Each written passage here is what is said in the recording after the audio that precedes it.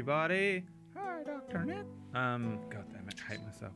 How's it going? It's me, Brad Woter, and a crew of special adventurers who are joining me today. Just checking this is all working. Yes, it is. Alright, it's been a while since I've streamed and DM'd at the same time. Welcome to the show.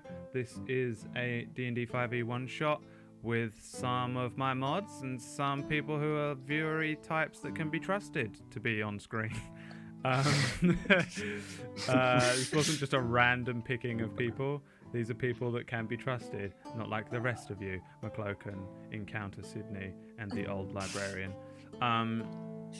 Welcome. This is going to be like a pretty simple one-shot, I think. You guys should just jump in, get involved, do whatever I say. This is a homebrew thing that I've made up myself. That's right. You're being treated today. This ain't some bullshit that I downloaded. This is the good shit. This is gold level, 10 out of 10, original Brad Woto content. You're welcome. So before we get into it, I'll quickly do the rounds. We've got Noodle Leith, Mod Extraordinaire, and Half Elf. We got Chocolate Cookie 101, Mod Extraordinaire, and German. We have 10 shilling sixpence whenever we refer to Nora. That is Nora. Not a mod, but a German, and my Padawan learner DM. Would you be a Padawan or would you be an apprentice? I guess you would be a Padawan, but I'm a Sith, right? You're like a less problematic version of me. Just a bad moment to say that I haven't seen Star Wars yet. No, you don't need to have seen Star Wars. Just trust me. You're a Padawan. Okay. And I'm a Sith Lord somehow. But yeah, this is Nora. I've been training Nora since the day she was born. I went to her mother while she was in labour. I was like, listen, the midichlorians in this one. Nora doesn't get the joke. We'll go and watch Star Wars and then come back and watch this and you'll understand all my references. Brad, okay, Sith bye. don't have Padawans. I know, McCloken. That's what the whole point was. I'm a Sith, but I'm an evil person in real life, and Nora's a nice person in real life, which makes me a Sith, but her a Padawan because she would be a Jedi. Don't worry, it's a stupid. I don't even know why I said it. Stop questioning me on the Star Wars lore that I don't understand. Last but not least, we have Ellen, a newcomer to the show. Everyone else has been here before, although Nora's playing a new character. And Noodle and Chocolate Cookie, I'm just going to call you Karina from now on. This is Karina.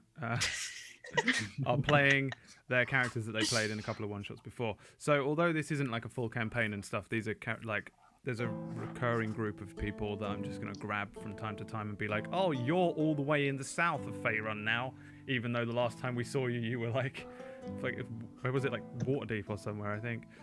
I think so. Yeah, now you're in Amn or Tethir, depending on where you class the place to be. So, how are you guys doing, players? You all right? You ready to play?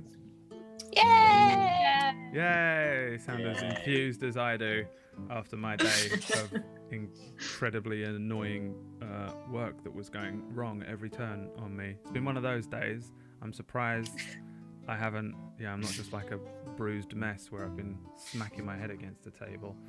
I'm going to drink this coffee, and then we're going to begin. Please hold the line.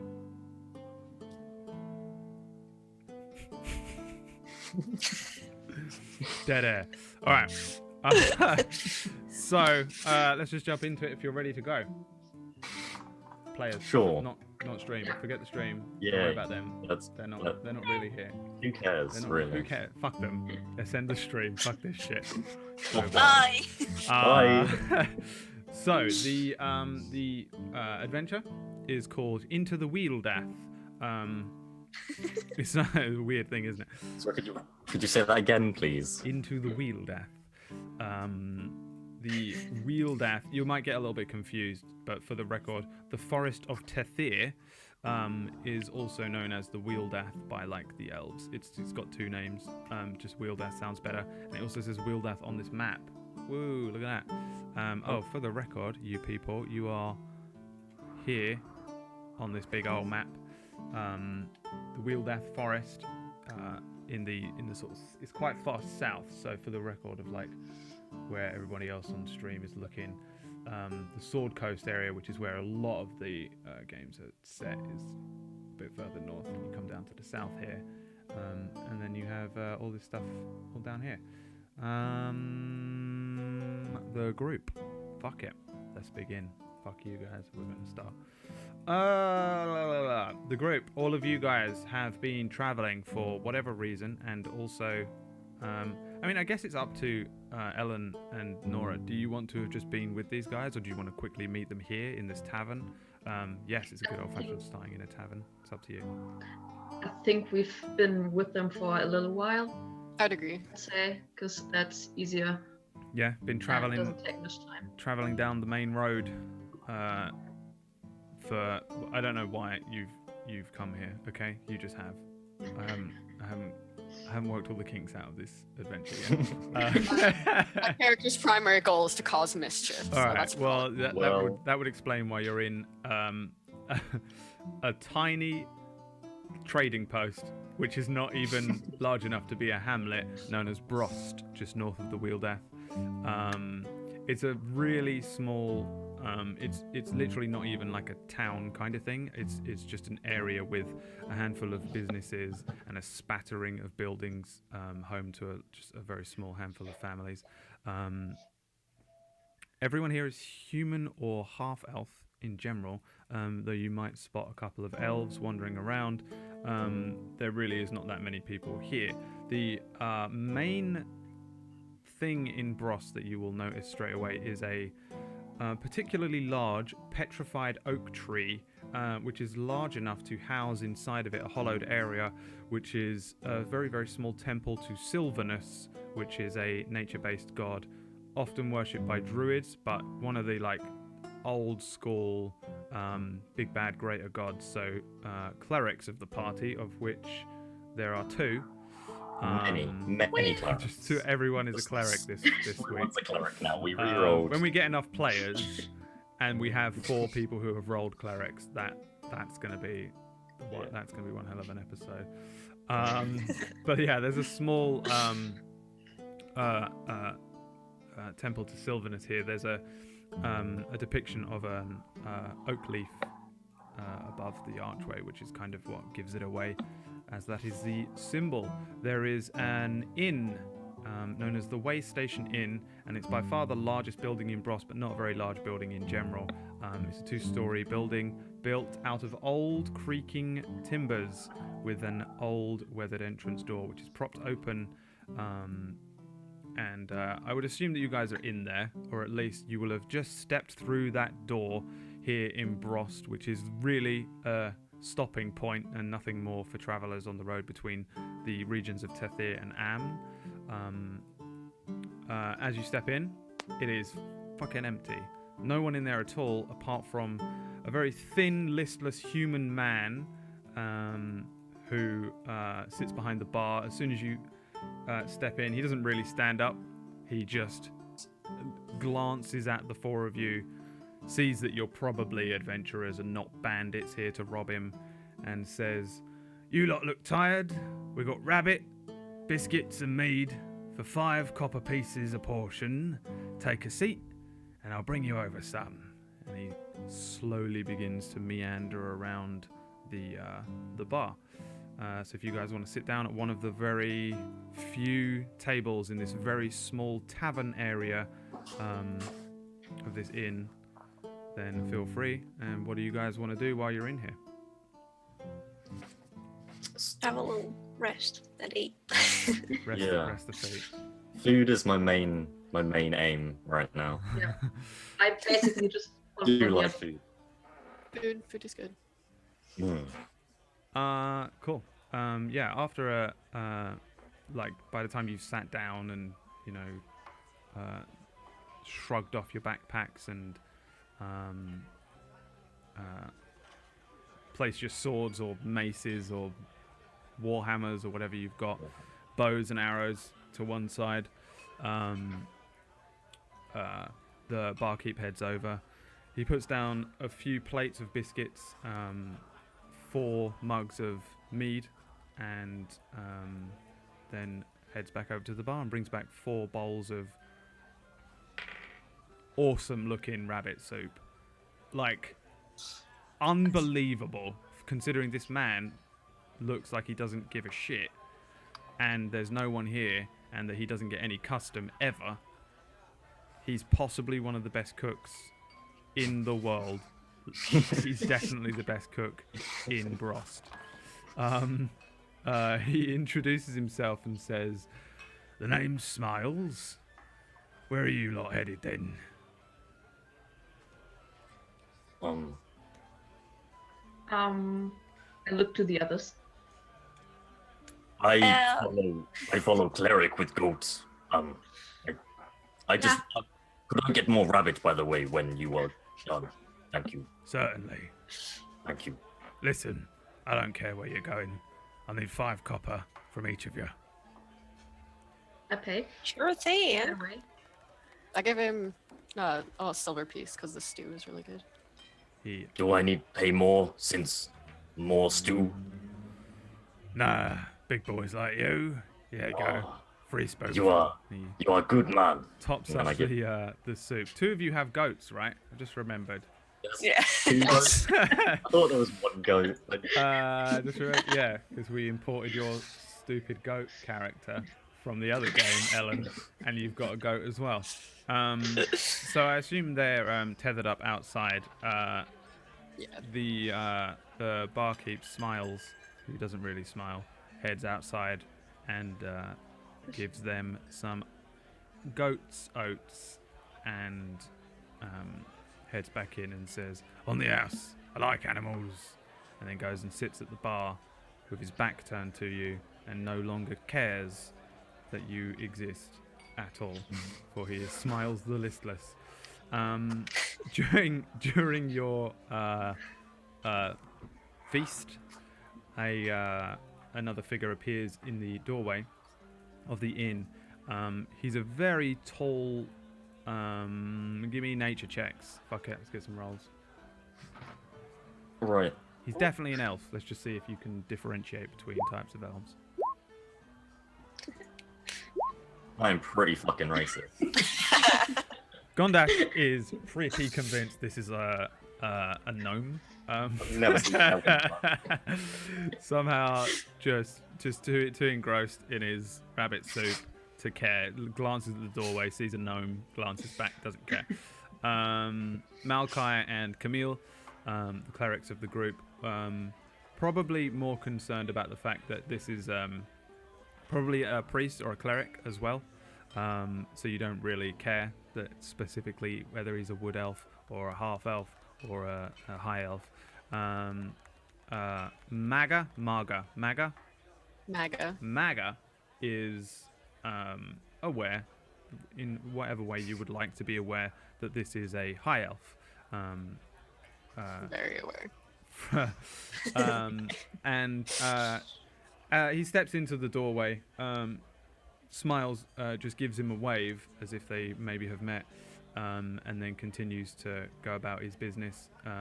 He goes to pour a mead for the newcomer, and as this high elf steps into the room, you'll see that he is wearing a set of green traveling robes. He's got like one of those priest stoles. They're like it's like one of those scarves around the neck, and it's got the oak leaf symbol of Sylvanus upon it. He at first looks as though he's going to attempt to walk to the bar, and then kind of thinks better of it, takes a look over at you guys, and then heads over and says, "Oh, hello, are you adventurers perchance?" Oh yeah, we're just traveling through here. "Oh, what luck. I wonder if you'd be interested in taking a job." I look at the others. Do you pay? Yes, I I can certainly pay you what I have. Let's see. And he rummages through his pockets and pulls out a single purse and then shrugs his bag off of his back, sets it down. It lands with a sort of fairly heavy thud, and he puts the purse on the table and says, well, there's gold there and more where that came from. I also have a few magic items that I could offer you if you were to take up the quest. That sounds good. What's the quest actually? Oh, let me take a stool. And he heads around the table. He seems a little more animated, a little happier that you're interested in his quest, and he sits down on the other side of you. He drags all of his things around. He doesn't appear to be armed, though if he's a priest or a cleric, maybe he can cure things and stuff like that. He shrugs off his robes, and he's just wearing like a set of sort of fairly common looking traveler's clothes. They look a little worn, like maybe he's more of a traveler than you guys are. There are clerics and clergymen that just go around. They don't necessarily stick to one town or place. He sits down and says, well, I recently went into the forest of Tethir. If you've ever been in there, you'll know that it's quite an arduous task. Just to walk 5 feet into that place can be enough to take an arm or a leg, and, well, I got all my fingers and toes, but I did lose a very precious heirloom of my family in the Wealdath. I was wondering whether you could collect it. I think I know where it is. Can I make an insight check to see if he's telling the truth at all? Yeah, give me an insight check.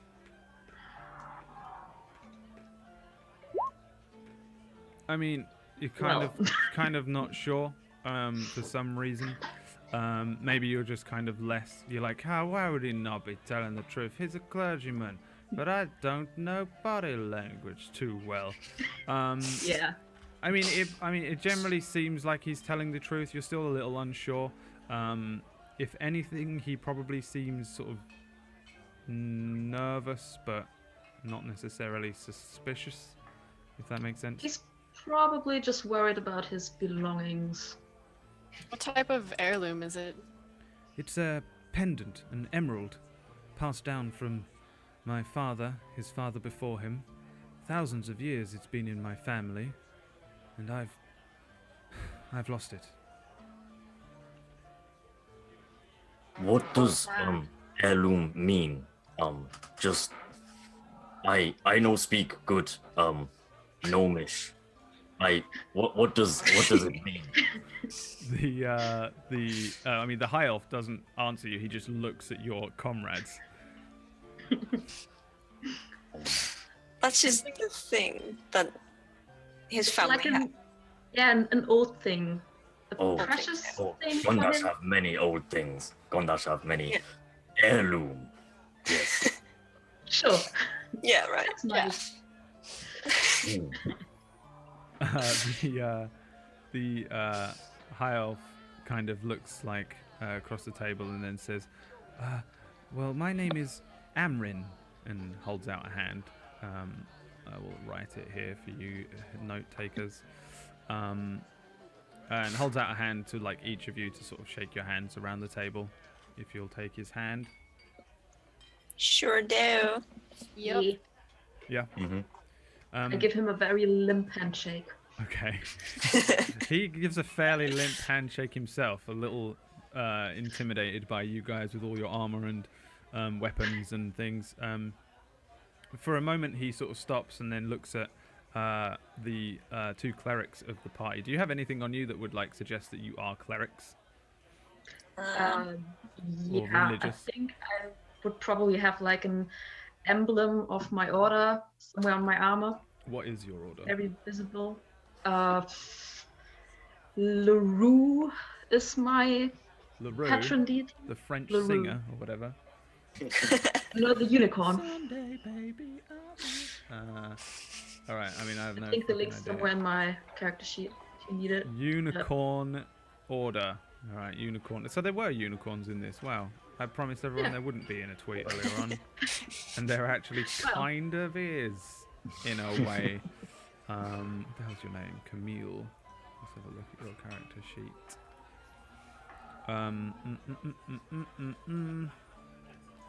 Oh, LaRue the unicorn goddess. Of course. Of course there's a unicorn goddess. It's like a D&D name. Why wouldn't there be? Why wouldn't there be? The unicorn queen.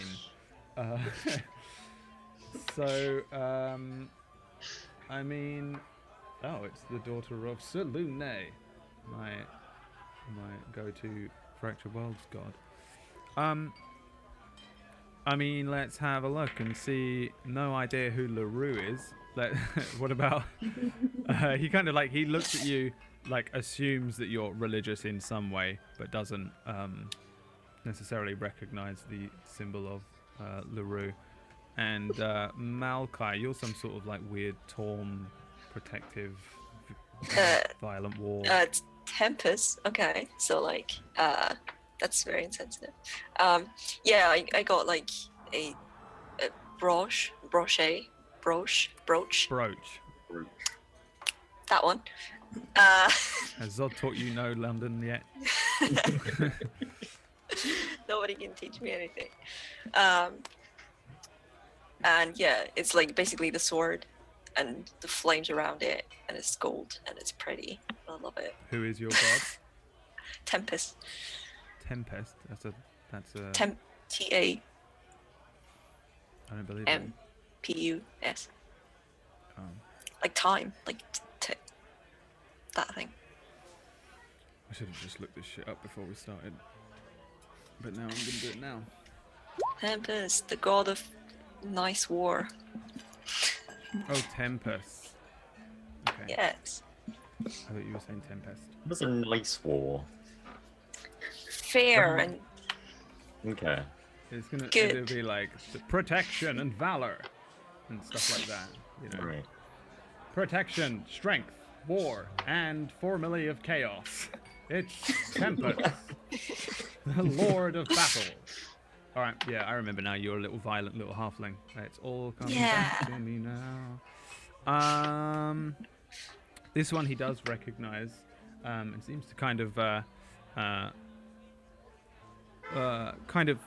warm to each of you as a car drives past the tavern. The priest in front of you kind of warms to you two a little more. He seems a little confused and shy of Gondash, because Gondash is a crazed tribal half-orc. And Marga, you're a dwarf rogue. I mean, what do you look like? Really dark curly hair, braided all up and kind of fluffy, and other than that, just kind of plain leather armor. Do you look particularly roguish, like you sneak in shadows and assassinate people, or are you more just like a dwarf in robes? I just look kind of nondescript. You wouldn't necessarily notice me. That's the best way to be a rogue in real life. That's what they take. Real life spies aren't beautiful. They're the most average people that the government can find. And that is what you are, the most average dwarf. At least on the surface. Okay, so in that case, he doesn't care about you because you're nondescript, and this is exactly working in your favor. Exactly. So Amrin, the elf, says, you are of the Order of Tempest. yeah, I am. How did you know? The symbol. Oh yeah, that old thing. You are a traveling cleric too. Yeah, we've been around. We've done some adventuring. Yes. Have you visited the church here? In Brost. Yes, it's located just in the center square. There's a tree. It's a temple to Sylvanus. Oh yeah, that one. I've seen that. No, I haven't been there. It's very small, you- but you should be able to pray to your gods there. kind of Oh, sweet. room. Let's go there, Camille. Okay. And then now, Or just leave. No. he kind follow. of he nods and says, "Well, it's good to see fine religious folk here in Brost." Yeah, we're just some nice little clerics, right? Aren't we? Yes. So where's your amulet gone? You said you knew where you lost it, kind of. Yes, my pendant. It was, let's see, 10 night ago. I was here in Brost during the day, and I met a ranger named Braith, who said he was travelling into the Wealdath, and I thought, well, I've not been in there. My god is, of course, Sylvanus, so I should spend some time in the forest, become one with nature for a few days, and see the sights the Wealdath has to offer. Braith took me into the forest with him, and it was actually rather frightening. It's a dangerous place. There are venomous creatures, poisonous plants, and beasts of all sizes. There was a wolven in there, much too large to be natural, and, well, whilst running from the wolven, past a small lake, I tripped, fell, I lost a few things, common items, nothing of worth, but the pendant, it rolled off into the pool of water. Oh no. Braith would not let me jump in to retrieve it. He dragged me out and made me flee the Wealdath, and I've not been able to return. I'm not much of a fighter.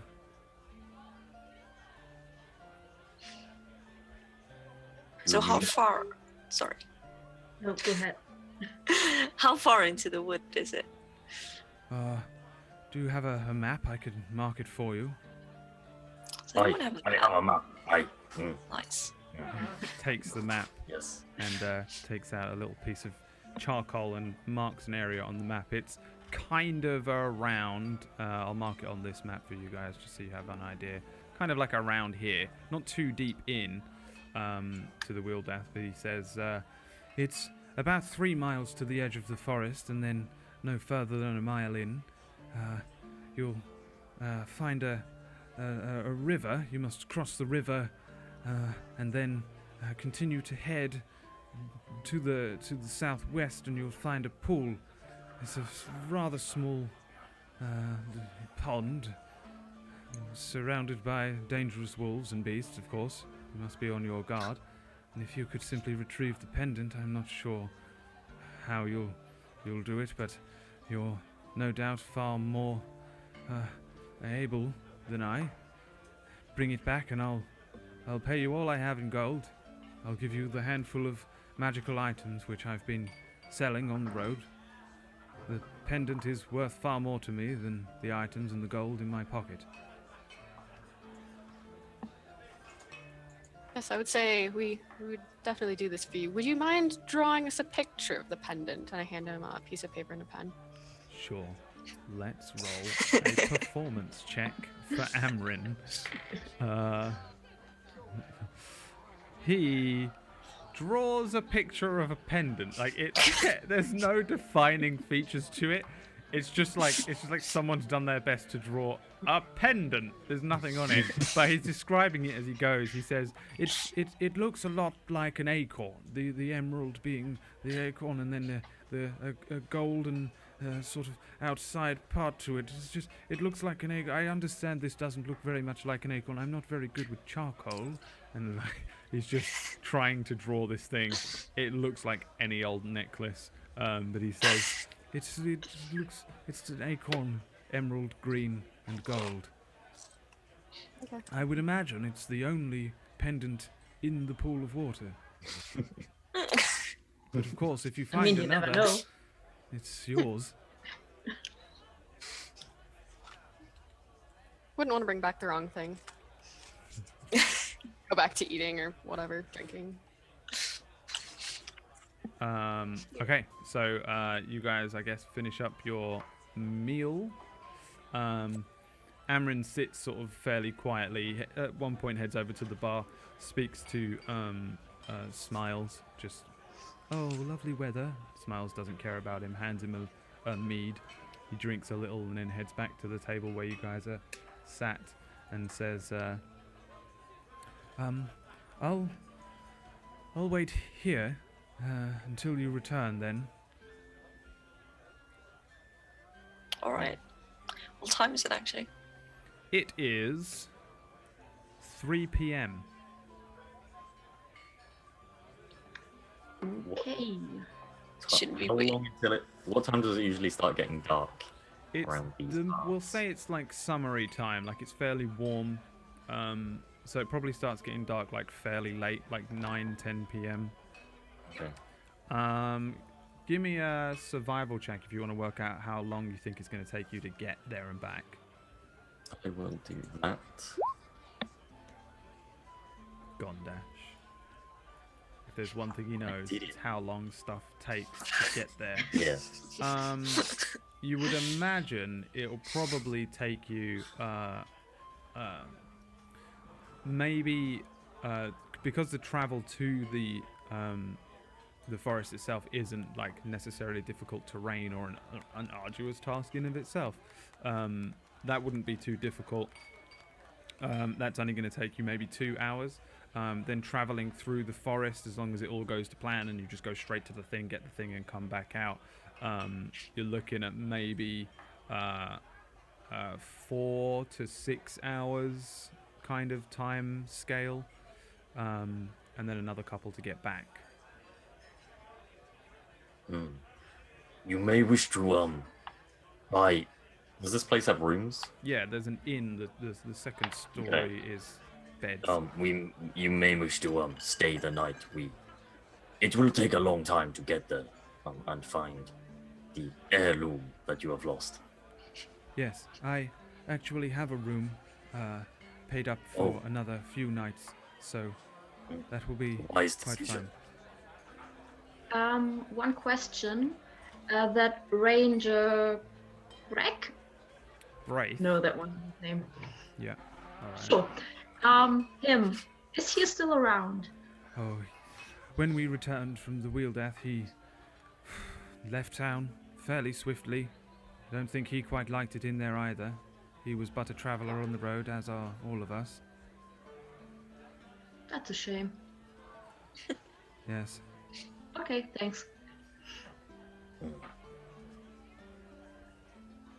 Well, do you want some of my stew? I have a little bit of stew left. I bought 2. Are you offering it to Amrin? Yeah. He looks over at the half-eaten stew. Oh, no, it's fine. I've just eaten. Well, okay. It's very good stew, but if you don't want it, I'm gonna just kind of like down the rest of it. I pick up the bowl, pour it in. Yeah. Yeah, I mean, he just doesn't give a shit about eating your horrible half-eaten stew, but he sits quietly just looking across at each of you, wringing his hands nervously. Well, perhaps we should head to the, is it chapel? Yeah, And- chapel, temple, whatever, yeah. Yeah. And then head out? I'd say we wait for tomorrow to come and like get an early start. Like as soon as it gets light, we head off. Because if it takes, It's gonna take like 8 hours each way, right? yeah, no, wait, 5 hours each way. Is it like 2 and then another like It 4? will be early morning when we get back if we leave now. I think the minimum you can do it in is like 8 hours, yeah. Then maybe let's wait until tomorrow, because I don't really want to sleep in the scary woods. Yeah, so We could sleep on outskirts of forest, so we are But closer. something might come out of the woods, yeah, big and scary and wolf-like. and hungry, Yeah. eating us. die. It's not gonna be fun. The Gondas have big hammer and shield. Gondas can protect. Gondas used to camping near wolves.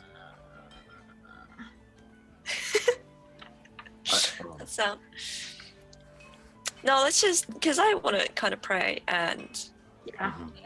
have a sleep because we've been on the way here for kind of some time now, and yeah, just stay the night and then head out early as possible. Okay. So, in town, there are a couple of places that you could actually spend some of that crazy amounts of gold that you have. Some of you that aren't brand new characters. There's a couple of like general stores where you can get like the adventuring items that you will find in the player's handbook. There's a blacksmith where you could buy some armor and weapons, stock up on arrows and etc. stuff. And there's Smiles. Smiles himself sells potions, just healing potions, normal healing potions. No How much is a crazy- healing potion? It's like 100, right? Or 50? 50 gold pieces. 50. But if you guys I have wanted to 2 buy healing some potions. shit, now is the time to buy some shit.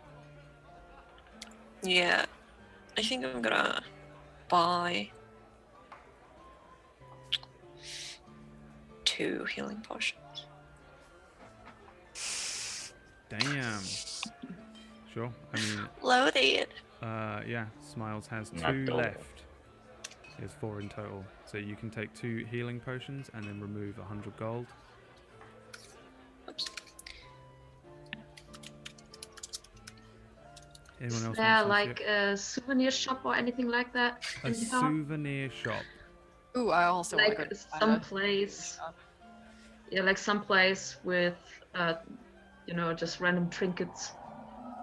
Is there anywhere that might sell like little stones? Or you said there was like a petrified tree. Do they like have petrified wood anywhere that they would be like selling, or I could find on the side of the road?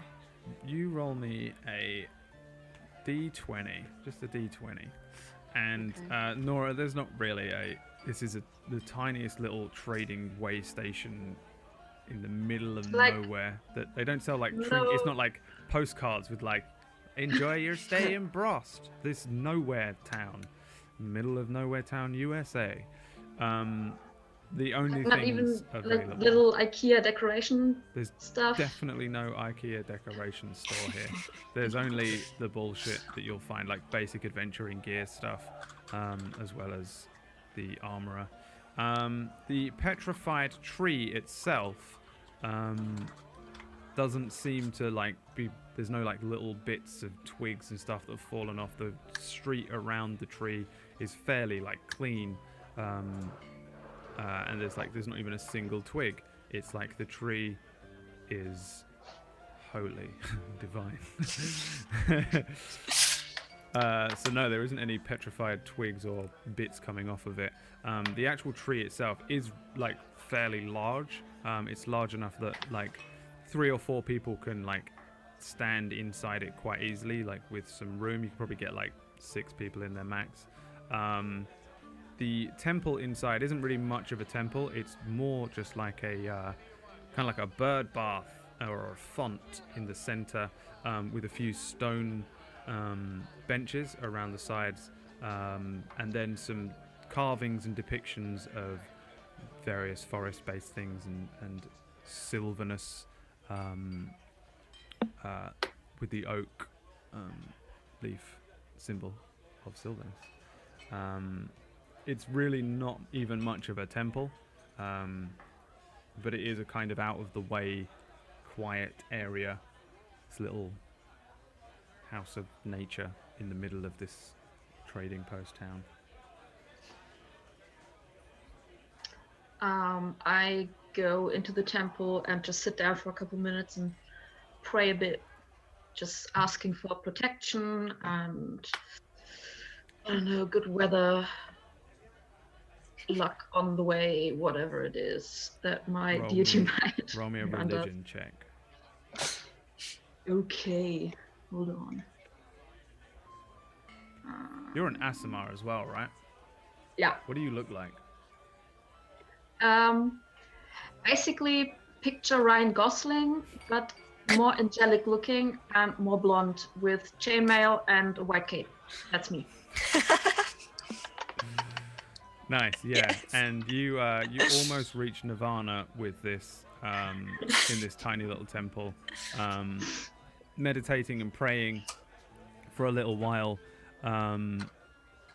Yeah, you come to feel very comfortable, and you feel a little blessed as you when you leave the little temple in the middle of Brost.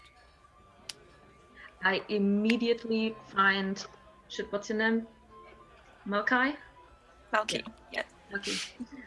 And tell her that that's the best temple I've been in years. Oh my god! Wow! Literally, oh my god! Yeah, I'd probably go in and just be like, yo, dude, well, I think we're gonna have some pretty big dudes to fight, so like it would be cool if you could maybe, like, I don't know, like, maybe help out sometimes. Only if I need it. I'm not gonna need it, but just if we get in trouble, maybe. Give me a religion Thanks, check. dude. Bye. Give me a religion check with disadvantage for saying "dude" to a god. 18. I mean, you probably agree with Camille in that this is the best fucking temple you've ever been in. There's like an instant serenity that you find and a peace at being. Although you are obviously a war-based cleric and you worship this like war-based god, there's definitely something serene about this place of worship, and you feel a nice glow settle over you as you pray and then leave this small little temple. Are you buying anything, Noodle, in town? No, I've just created a bonfire outside the inn, and I'm just playing with the flames with control flames. All right, of course you are. Why wouldn't you be doing? Of course I Why am. wouldn't you be doing that? I'm a tribal orc. I love fire. I love fire. I guess in that case, if no one's buying anything else or anything, then the day passes fairly uneventfully. You probably sit and rest and eat at the tavern area. Amrin comes and goes, kind of shifting around sort of nervously in his kind of nervous way. Spends a fair amount of time going to and from the sort of shrine, the temple, and the inn. Eventually he turns in for the evening quite early, goes to bed, finds his room upstairs and goes to sleep. Anyone who is staying here needs to cough up 2 silver, 2 smiles, and then you can basically go and find yourself a bed. Are there like rooms, or is it like a big communal kind of room thing? There is a big communal room which has like 12 beds in it, or there are rooms where there are 2 beds in. And I assumed that you would want one of those. Yeah. I'm gonna sleep in the communal room. It's like home. Yeah. Who do you want to? Yeah. You okay? You're in there. Amrin is I want a also room in like there. to myself. You get your own room. That's fine. Can I sleep was outside, that? please? You can sleep outside. I figured Thank you you. would. So it's 2 silver from you either way. It's just 2 silver per bed. Not the rooms are all the same. They're just a bed in a corner, a small tiny wooden room, damp in the corners, with these oaken timbers that creak, and then a fairly clean but not the cleanest thing you've ever seen, sort of hay-filled mattress. No sheets, you just have to use your own sleeping equipment, but the mattress is better than the stone-cold floor of outside or wherever Gondash is deciding to sleep. Again, this isn't like a fortified town, by the way. This is like a spattering of houses in an area around a tree. with a vague road. I still want to sleep outside. All right, that's fine. Malachi, you get in a room? Yeah, I just if there are rooms available, I'm gonna get a room by myself. There's literally no one staying here Yeah. apart from you lot. Yeah. So yeah, you can just grab a bed. It's a matter of like, thanks for the silver. Go and take any bed. So you can just go upstairs and find any old bed. There are enough rooms that you can have one each, but yeah. So Camille, you stay in the room with the communal room. In one of the far corners is Amrin, shifting about, rolling over in his old sleeping bag, but asleep. But he just sleeps by shifting around a lot, presumably, because he's got a weird nervous disposition.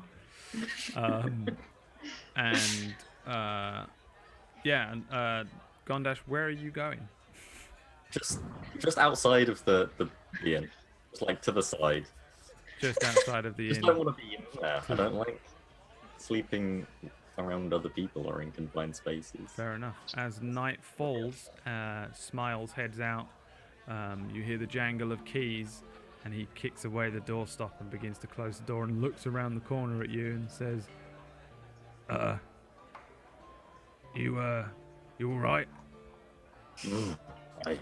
I like outside. I like sky. All right. Closes the door and locks it. And heads off to bed himself. He's got his own room in the back, separate from all of the inn stuff upstairs. And night falls on the tiny hamlet trading post area of Brost. You guys get a full I have a thing rest. that I want to do. Yeah, what do you want to do? Okay, I want to like wedge something under the door so like no one can come in, or lock it if there's a lock or something, and then pull out my jeweler's kit and like start trying to make like this thing that he's described, the pendant. What are you making it from? I have a jeweler's kit. A jeweler's kit So doesn't. I have like The jewel though. gems and shit.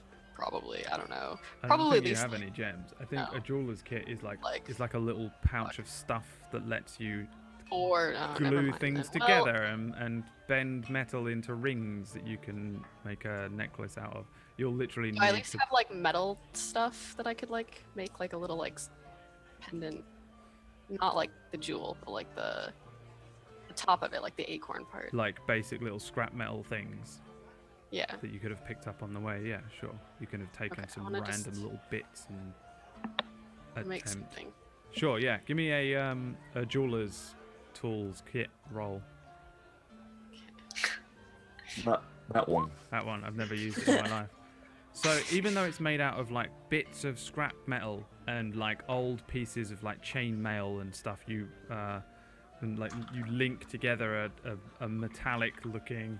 This will never be pretty. Metallic looking necklace, and then you spend an hour or two kind of bending a thin piece of metal into a sort of acorn shape, and then you can wedge something in the end that would represent the emerald, and make a version of the pendant. Whatever you make will look exactly to as close to the specific thing that you were told as you can get on a 24.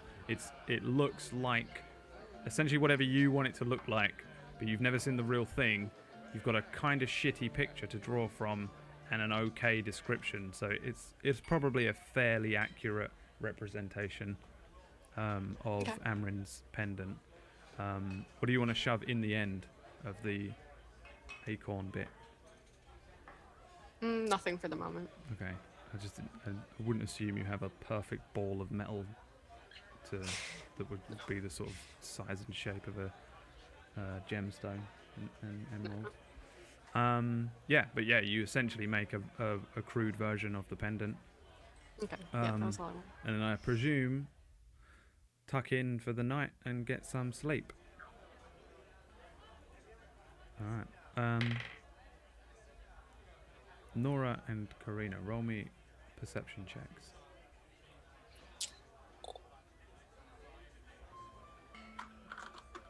cannot read.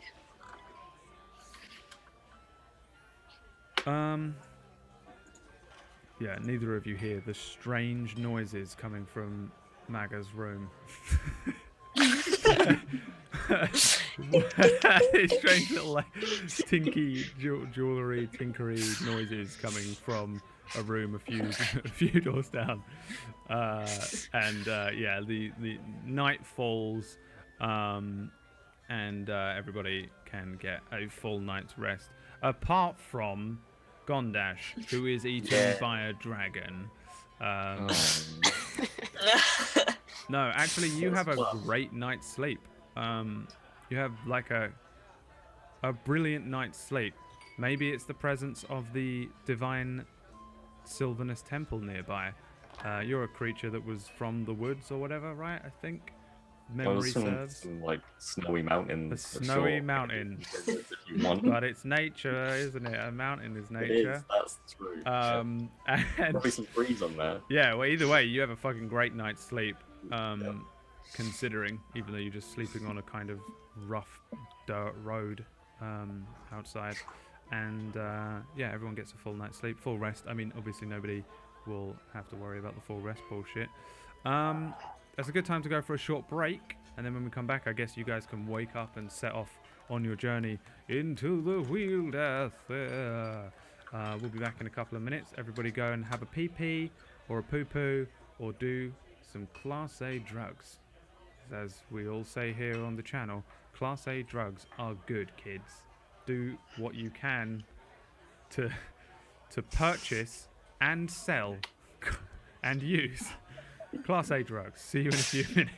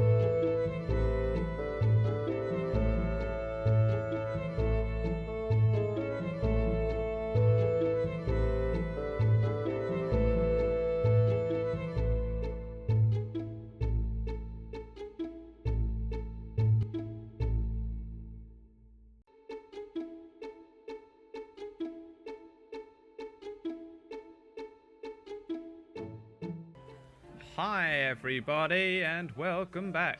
It's us, the people, playing the game on the screen.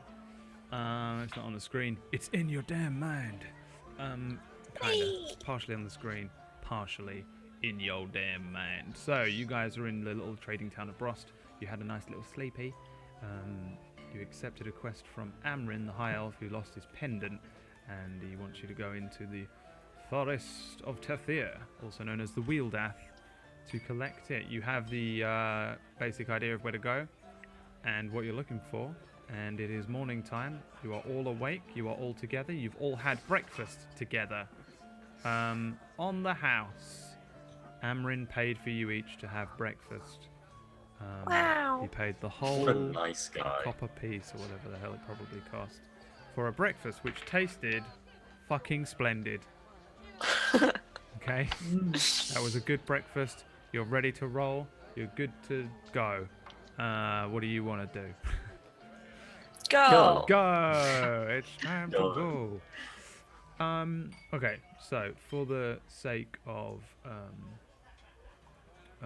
time, we'll say that you travelled out of Brost to the southwest, heading along this little way here to the area of the Wealdath in which it would seem Amrin and Braith entered, and would be the shortest possible route to the pool, Amrin's pool, where he lost his little pendant. So, essentially, your travel there is pretty safe. It's a 3-mile trek, but it's not a dangerous one. There are no bandits on the road. There are no crazed orcs waiting to ambush you, and no dragons waiting to eat you. Oh my god, I'm so uncomfortable. Right. Before we leave, can I like negotiate with the bar dude that I can leave the goat there? Oh yeah, you can leave the goat if you want in Brost, and he will look after it if you'd rather. Not take him into the horrifically dangerous Wealdath. That's fine. Or you can ride it like Malchi's. Are you taking yours?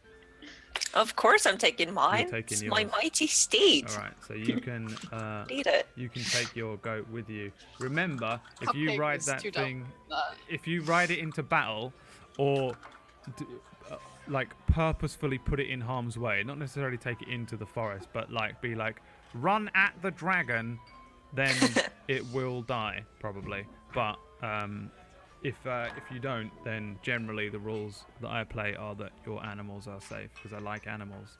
It is my kryptonite. We accept this. It's the only thing I like. But yeah, the rule that we came up with last time is that if you're like using it in general, just as like a travel thing, then you can just ride around on it under your own travel rules. But yeah, using it as a mechanical mount in terms of the rules and battle and stuff like that, it will suddenly have HP and AC and stuff. So riding along on the back of a goat is Malchi the halfling battle cleric. Like trotting. Yeah, and trudging behind are the other three. Gondash, the half-orc sorcerer, which he's not, he's a barbarian, and Camille the cleric, and a dwarven rogue, which everyone keeps forgetting is there, and the rogue is happy about. Also a rogue. Yeah, so after just a couple of hours, you head to the edge of the forest, and it looms up ahead of you. It's morning time, so I guess you probably would have woken up at like daybreak-ish, so like 6-7 a.m. So we can assume that it's something like, let's say, 9 a.m. by the time you get there. Great job, Pen, on all that working you're doing. 9 a.m. as you approach the Wealdath. The forest is pretty fucking huge in general, so it probably it's the type of thing that you would have seen approaching Bros anyway, in that it just expands out. It's, I think, one of the largest forests in Faerun, which is this enormous portion of the world. Roll me some history checks, everyone. Let's just see what you know about this fucking place. Everything. Everything. Absolutely nothing. Never heard of. I don't know what a forest is. So, yeah, you Maga and Gondash have never heard of the Wealdath or anything to do with the Wealdath in general. It's just a place that you found out about yesterday. Malkai, you've heard of it. It's like, oh, that's a place somewhere around somewhere. I actually think you're not too far from here where you were born, right? Or where you were brought up. I can't remember where we said you were brought up, but... Peripool. Where was that? It was pretty far away, actually. Maybe I'm It's wrong. like to the east of there. To the east. So, but yeah, I mean, it's not Sword Coast, so maybe you've heard it just through like, oh, to the west there's this really big forest. It's crazy, but that's it. You don't know anything actually about it. However, Camille, you read a book in which the Wealdath was a featured point. The Wealdath means unspoiled woods in Elvish. And it was named so after some sort of hero, an Elvish hero. I can't remember his name, but it was probably Wealdath, Mr. Wealdath. Let me see if I can find out. It was the first elven dragon slayer. Okay, it was named after Tethir. Never mind. Tethir. So Tethir is spelt with a Y, but the forest of Tethir is spelt with an I after this hero. That's why I remember. I know my shit. I don't need another coffee. I've got one. So as you reach the edge of the forest itself, and you take your first steps underneath the canopy, you probably get a fairly strong feeling, all of you, that something dark lurks within, something that doesn't really lend itself to the name Wealdath, the unspoiled woods. And you guys can essentially begin traveling into the woods itself. So, traveling through this forest, it's not an particularly nasty forest famed for being like the evil woods or anything like that. But it is definitely still an arduous task, even for an experienced ranger, of which none of you are. Anybody proficient in survival? I might be. Might be. I'm not. I am proficient in survival. That's not even enough. That's how dangerous this forest is. You have to be a ranger class. No, it's basically a pretty dangerous forest. You guys are essentially going to need to avoid all sorts of natural traps, poisonous plants, and venomous creatures, all while navigating the difficult forest terrain, and then locating your destination, the pool containing Amrin's pendant. So what we're going to do is a little thing that I invented last week. And I didn't invent it, but I think I invented it, but I'm not sure. It's kind of a skill challenge which doesn't exist in 5e. And I like to use this to travel people around. Essentially what Are we're going people to do... still in the right place on the screen, by the way? What are you saying? No, they're Just really not. me? What happened? Did I go I away? fucked. Ow. Yeah, Karina. For fuck's sake. Ow. I didn't even notice because I was away from my computer and didn't even look back. Right, let's see. So, Cookie goes there. Nora goes there. And we've done it. We've done it. Easy. All right, Nope. sorry, that was probably confusing for everyone. Sorry. But fuck it. Yeah, so what we're going to do is roll a bunch of specific checks to sort of determine the outcome of your general travel towards the pool over the course of 2 to 3 in-game hours. And as you're moving through this forest, looking around, dealing with the challenges, instead of telling you individually every little thing that happens, we're going to roll a couple of checks. So, I'm going to call it a travel-based skill challenge until I have a better name for it. But that's essentially what it is. And when I say I think I invented it, I know I didn't invent skill challenges, but I haven't seen any mechanic for it in 5e. And I also think this is more fun to do on travel. So, new DMs out there, steal it and make me famous for being the one that invented it. Nora, Padawan. So, let's see. The first thing that we're going to roll. So we're going to roll like each... You're going to roll 4 different checks. But we're not going to roll them all at once because then I just will get completely confused. So we're going to roll them one at a time, but you can assume that they've taken place over the course of the couple of hours. So it's not necessarily like this happened straight away as soon as you stepped into the forest, and it's not necessarily like if, say, you all fucking screw up all the same check or something happens to you, it doesn't necessarily mean that that happened in that moment. You didn't all fall down and die straight away. It would have happened slowly, like, or like one then another. So the first we're going to do is a first survival check. So give me another set of survival checks, one each. If you have a skill proficiency in nature, you have advantage on this roll. Because... Thank God. because navigating the Wealdath's natural defenses is pretty difficult. There's all these poisonous plants that live inside the Wealdath, and you have to keep your eyes peeled and watch your step as you push through. Now, let's see. I actually don't have a skill proficiency in nature. Does anyone? No. No one? Oh wait. No. Nope. All right. Well, as you guys are pushing through, then let's see. So, is that a fail from everyone? No, Gondash at the bottom. Didn't see you there. There's a multitude of different things that can happen to you. There's different DCs for different things, but Gondash, you're kind of just cool. You're pushing through.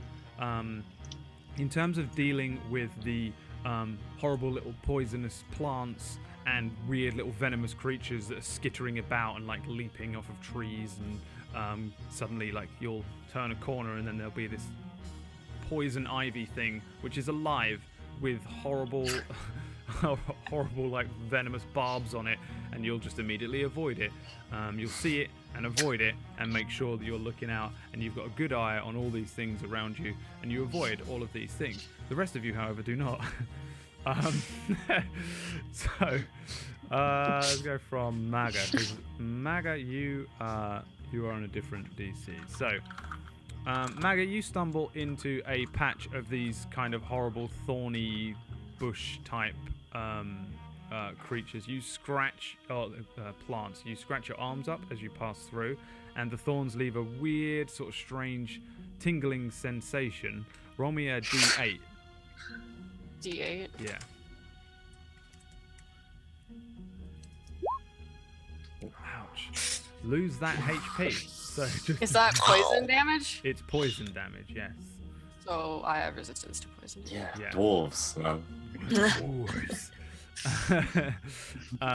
Yeah, so you take 8 poison damage, so reduce that by whatever it is, half, and yeah, but you still have this weird like tingling sensation in your arm for a couple of hours afterwards.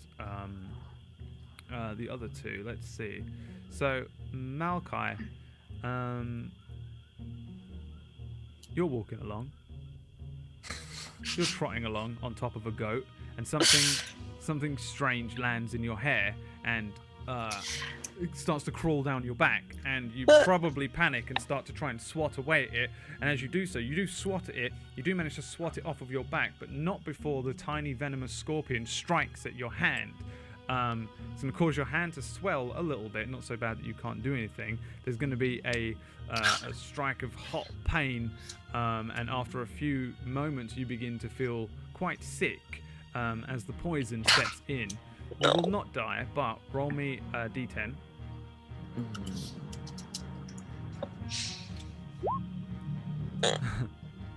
2 poison damage. Depending on the type of halfling you are, you might have resistance to that as well. I'm like light food, so I don't think so. No. So you are you lose 2 HP from being stung from this thing, poison damage again, and then God.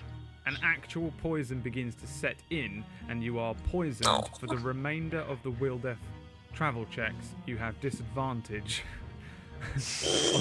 on all of them, unless, of course, you can find a way to have advantage on them. As you swat the thing off your back, bang! It launches across and strikes Camille. Camille in the face. In the center of the head, the scorpion stings you and begins to it's attached and swinging around in the center of your head. Roll me a d10. Yeah, hold on. 2. This is not a particularly strong venom in this scorpion. Your front of your forehead starts to swell up over your eyes, and you've got a very large bulbous forehead for an asthma. I mean, this Ryan Gosling, you ain't anymore, as this thing swells up, and you just have this enormous bulbous alien-looking thing on the front of your forehead. And you are also poisoned for the remainder of the Wealdath checks. I mean... Wait, can I... Yeah, go on. Hold on. I'm not sure what lesser restoration does. Does it... I think it does remove exactly poison, what you want or- it to do. Let's find out. Lesser restoration.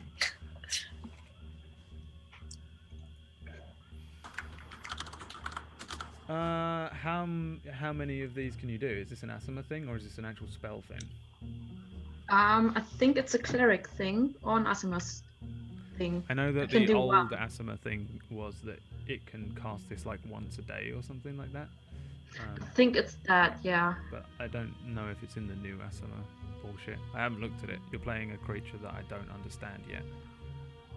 I used the 5e one. I'm pretty sure it's from there. It's in my character sheet, so it's either Well, either there's- from Asima or from the Life Cleric. Is it Yeah, the one clerics from? do have one. Is it the one so- from Volo's guide? You know, the real No, one. it's one from the DM's handbook. Wow, you cheating son of a. Well, the one in the DM's handbook is not real. Then they Oh. released an actual Asima race in the Volo's thing, which I swear I provided for you through legal means. Yeah, I didn't know it was in there. I thought that's what you wanted it for.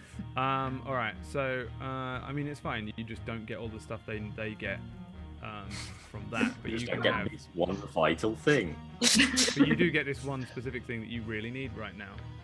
You're the same as Chaplain from Fractured World. He's that version of an Asima as well, so that's cool. So what is that? You can cast that once a day Yeah. for free. Do you also have it as a spell? No, I don't think so. All right. Pretty sure I just have it as. So who are you curing of Oh the no, I poison? do. Well, myself. Sure. Yeah. I Of mean, course. both of you get poisoned. Basically, Malachi throws a scorpion at you, as far as you can tell, Yeah. and then I mean, you don't do that. yeah. What do you want You to don't do do? that to friends. I put a hand on my forehead and I noticed that I'm not very handsome anymore. So I pray to the deity that I have, whose name I've forgotten again. LaRue. LaRue. Luru. Right. And I say to her, please help me. I look shit right now. Please.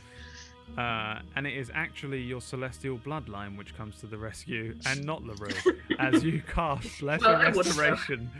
No, whatever. On your you can cast Lesser Restoration. It will reduce it will remove the poisoned status, the condition from you, so you won't have the poison for the remainder of the travel checks. But it won't reduce the swelling because that came from the damage. So you need to heal yourself. I mean, you can heal yourself for 2. It's up to you if you want to. Not yet, no. You're free in between these checks to do whatever you want to do. If you want to do some shit. Malachi, You want to do anything to yourself? There's nothing I could do. There is nothing. All right, so you got swollen hand. You've got a swollen forehead. Gondash is having a great time. Just a nice little stroll through the forest, really. Maga's got a weird tingling cut from a strange thorny plant. Not a great beginning overall as a group as you begin to push through the forest. Later on, after you carry on moving through the Wealdath, you're avoiding now a little more carefully the horrible thorny bushes and tiny venomous scorpions. You do come to a small ravine with the water running underneath, suggesting that you're on the correct track to the pool that Amrin marked on your map. The water, however, is rushing pretty fast. I would say you're fairly unsure as to how deep or to where it leads, but there is a log which sits fairly steadily across the stream. The log looks steady, though it is being buffeted by water. As the only real clear way to cross the ravine, you must each attempt a feat of lithe prowess to get across, and I'll need acrobatics checks as you walk across this steady-looking bridge, but it's still a log being buffeted by water. Can I use daggers to make sure I'm holding on? Sure. Do I gain danger sense? You can have advantage. Do you gain danger sense? No, because it's not a dexterity saving throw. But Nope. There's a reason it's not a dexterity saving throw. I mean, of course, that's what happened. Oh dear. Cool. So Maga, using some ingenuity, begins to use daggers to stab away across the log, and this little dwarf just straight across. You get a little damp from some sprays of water, but you make it to the other side fine. Following you is Camille. Camille, you may have a giant forehead right now. Larger even than the real Ryan Gosling, if it's possible, but you you pretty much pull off like an acrobatics check here. Like, you literally look like you belong in a circus on the tightrope as you just straight across the top. Following you is a goat. The goat, which bolts across the log, leaving Maokai behind to run across herself. Maokai, you step onto the log. Yep. You take a single step, and then you fall into the water. It is relatively deep, and you do tumble head over heels a few turns before you wash up on the shore, on the correct side, the side that you were trying to get to a little further down.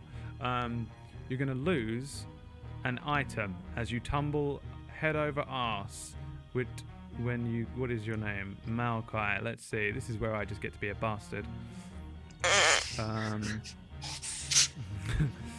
Let's see. What do we not want you to have? See how bad I want to make it. All right, this isn't going to be too bad. You're going to lose all of your rations. You now have 0 rations as all of your packed food just floats off down this ravine. You spluttering step out of the river, and your goat is there looking at you a little sheepishly as he clearly abandoned you and ran ahead. You're welcome. I'm gonna scoff at it and just get up. Lastly, Gondash steps onto the log and it explodes. His weight cripples the log and it snaps underfoot.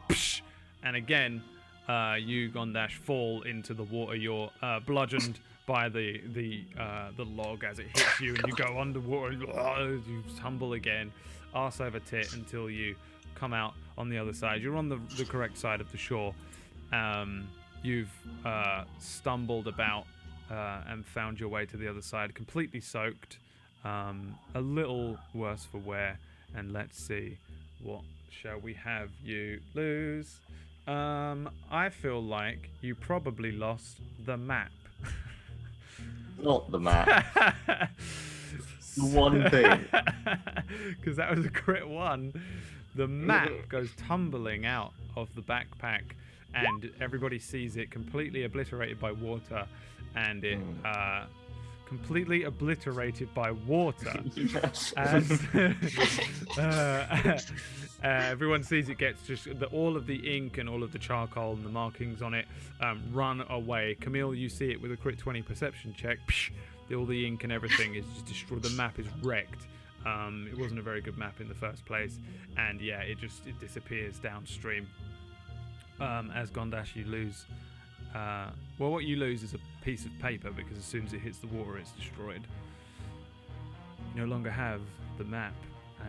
Gondash, you stumble out of the water. There is a goat in front of you, laughing at you. I just laugh back at the goat. I don't understand what it's doing.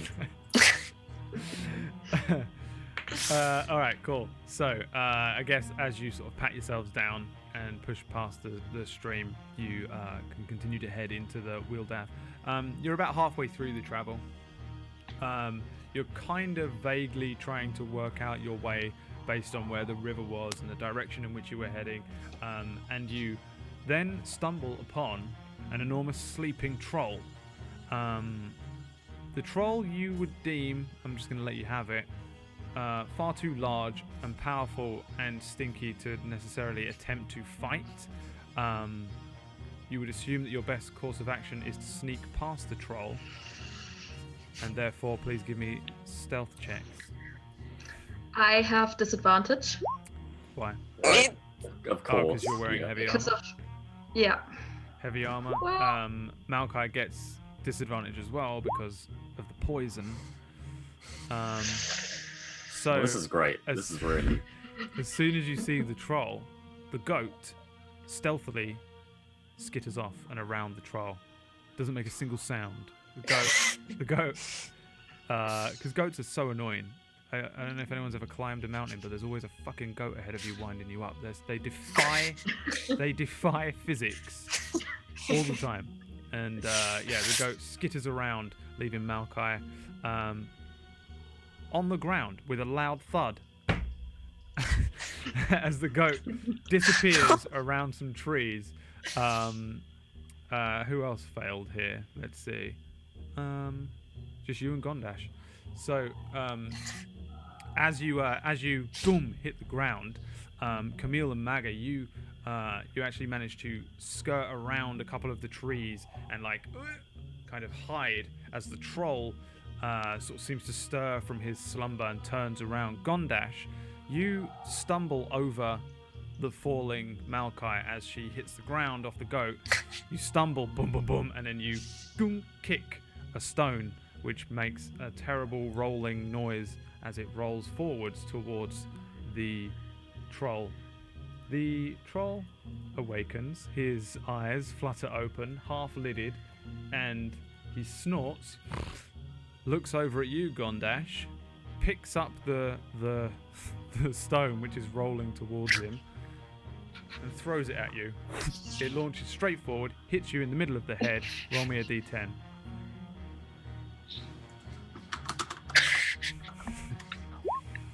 Eight bludgeoning damage to the center of your head as the stone cracks Gondash. It then, ping, up into the air and then lands on Maokai. Give me a d10.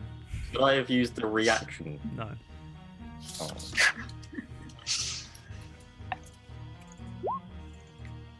Maokai, this is a skill challenge, so I don't think you're half of the shit. This is probably why they don't have skill challenges in Faerie. Maokai, the rock lands on your head, and the troll rolls over and resumes snoring, safe in the knowledge that he has killed his prey. You can attempt to sneak away again. You don't have to roll me a stealth check, but you can sneak off. presumably, Camille and Maga, you witness this entire thing. How do you feel? I was like preparing to cast sleep if it like actually attacked, but I was also giggling a little bit. Yeah. I feel very bad for them both. As soon as we get like a little bit away from the troll, I'm gonna ask everyone how they're doing health-wise. And maybe like a little, how much exactly they've lost. Well, I would presume Malkai doesn't look great. Gondash has Could be better. I feel fine. a slight swelling forehead as well, maybe. Okay. Like actually, how many hit points have you lost, guys? I'm down to 4. Crean? 5. Well, I've lost 8, so. Just Um, He's bleeding. at least from- I know poison like this one. Okay. I am going to use my Channel Divinity Preserve Life, which means I can give 15 hit points to anyone within 30 feet of me, so I can divide that up, and I'm gonna give Gondash 6 HP. Yes, boys. And then 4 to Makai and 5 to Mega. No, I only lost 4, so give 5. Okay, then the other way around. So I get all 4, though. Yeah. Thanks, I get bro. 5, right? Cool. Yeah. So you Okay. consume, Good healer. you consume your channel divinity and Yeah. your natural lesser restoration things. Only an hour and a half into the Wealdath. But at least haven't spent any spell slots. No, you're doing all right. You're doing all right. How many channel divinities do you get? What is it like? Is it just one? 1. It's 1 per long rest, right? Yeah. Damn, that's Yeah, so that's gone. gone. Okay. I mean, I don't think I'm gonna have to turn any undead. Hopefully. Well, Well, who knows? Who knows? This is an undead forest, as Oh. 14 skeletons burst out of the ground. No, you're probably going to be all right. Let's see. All right. So as you carry on pushing through the Wealdath after you've avoided the troll, and the goat comes back to you, Malkai, you can jump back on its back and carry on moving. Since you've lost the map, you don't get any bonuses to this next piece of bullshit that I'm going to throw at you. But Could I Yeah. technically, speaking of wasting spells, could I technically cast Locate Object to find the necklace? Or is it only items that I've actually seen in person? think locate it's- Yeah, object. right. Alternatively, the spell can locate the nearest object of a particular kind. Presumably, it's the only like pendant in this random woods. Well, who knows?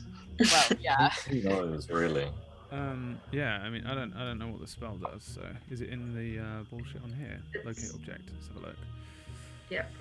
Describe or name an object that is familiar to you. You sense the direction of the object's location as long as the object is within 1,000 feet of you. If the object is in motion, you know the direction of its movement. The spell can locate a specific object known to you as long as you've seen it up close within 30 feet at least once. Alternatively, the spell can locate the nearest object of a particular kind, such as a kind of apparel, jewelry, furniture, tool, or weapon.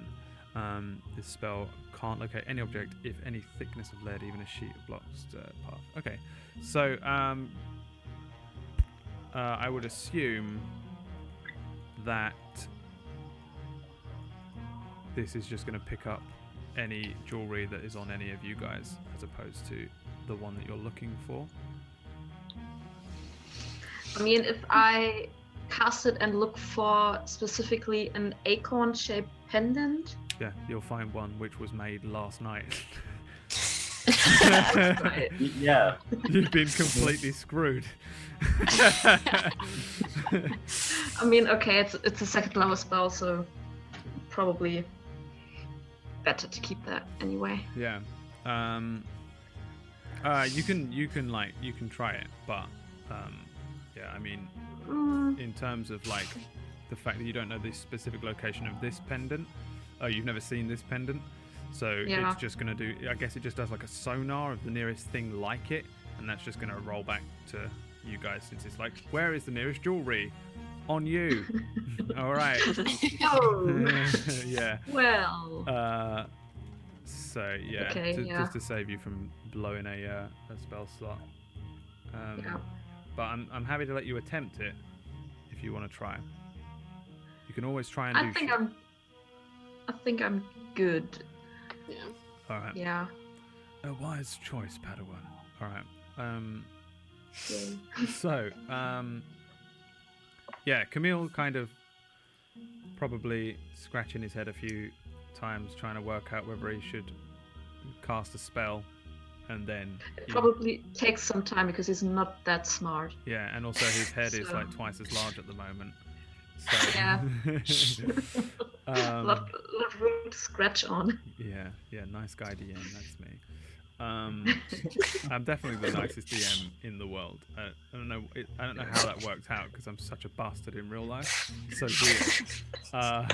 Maybe this is how I make up for it. You know, this is where I find my balance. All right, so you guys carry on pushing through. In a general attempt to try and sort of find the pool without the map, but using your the description that Amrin gave you along with the map. You're able to kind of, as a group, determine the location and the direction you need to go for the pool somewhere in the Wealdath. So roll survival checks and then combine the total numbers rolled. And if you're able to beat a total of 45, we'll move on. Why do I get all of the good rolls? Just Easy. Camille, no. maybe the forehead is starting to encroach on your eyesight a little bit as the swelling continues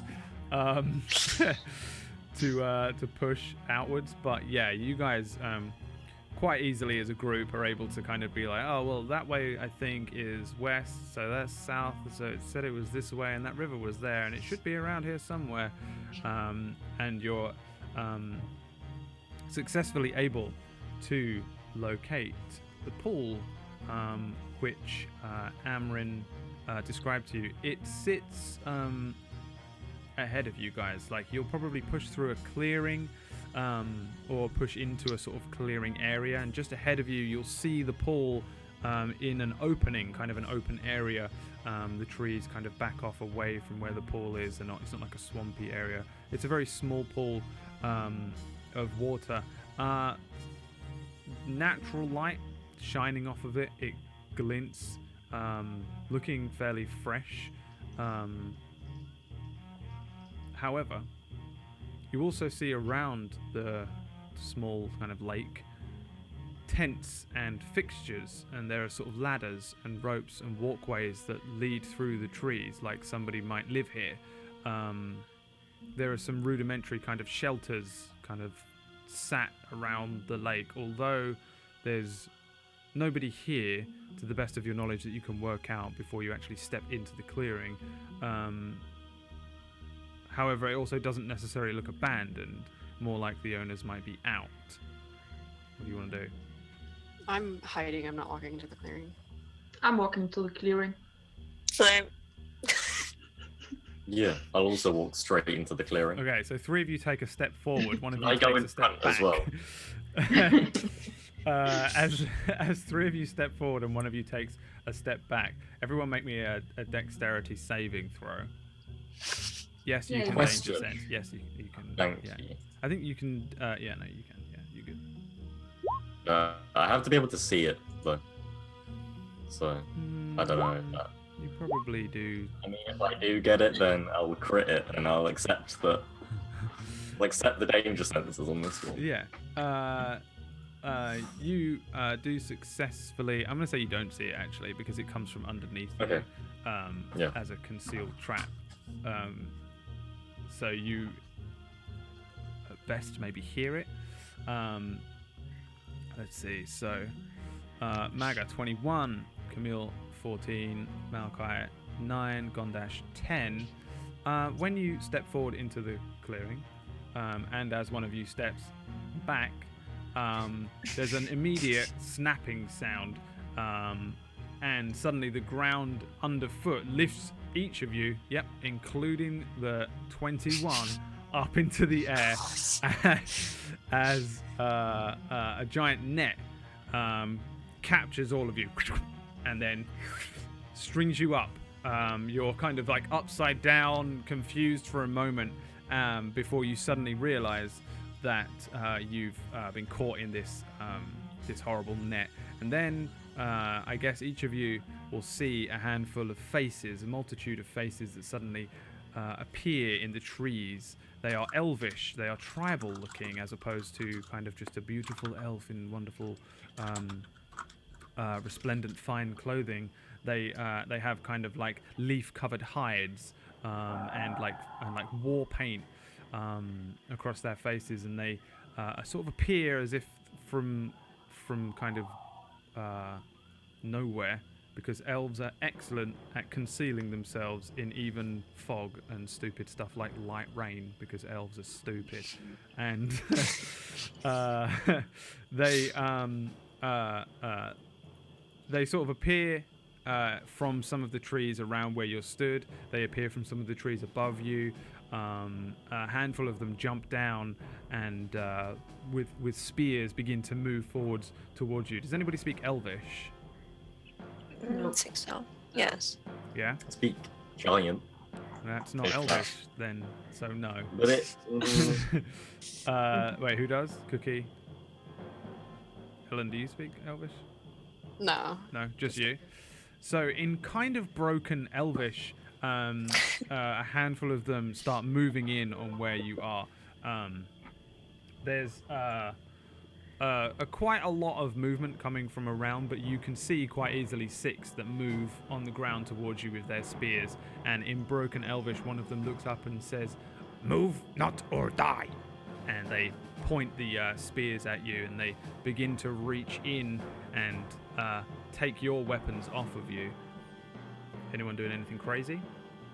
Can I I just be want to like, say. Sorry. can I be trying to rip my way out of the net and like biting it and shit? You can. Give me... I'm gonna.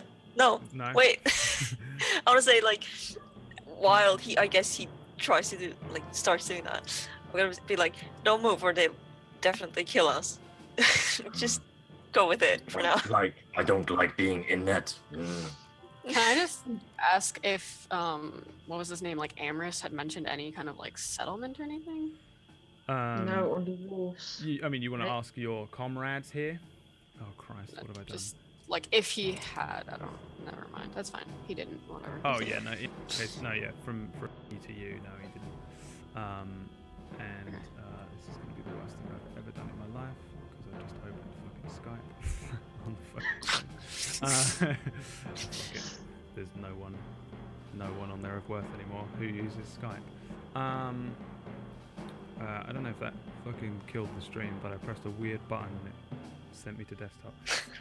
Alright, so no, he didn't mention any like elves or anything. I think he said that there was like beasts and like wolven, but he 100% didn't at any point mention any tribal elves that live here at this pool. Let's see here. Where did I put you? My little... So nobody's attempting anything crazy as all these guys are pointing things at you.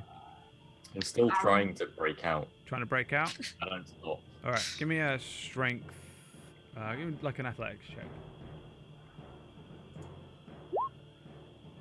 You like try and break out, and 2 of the little guys just stab at you with their spears.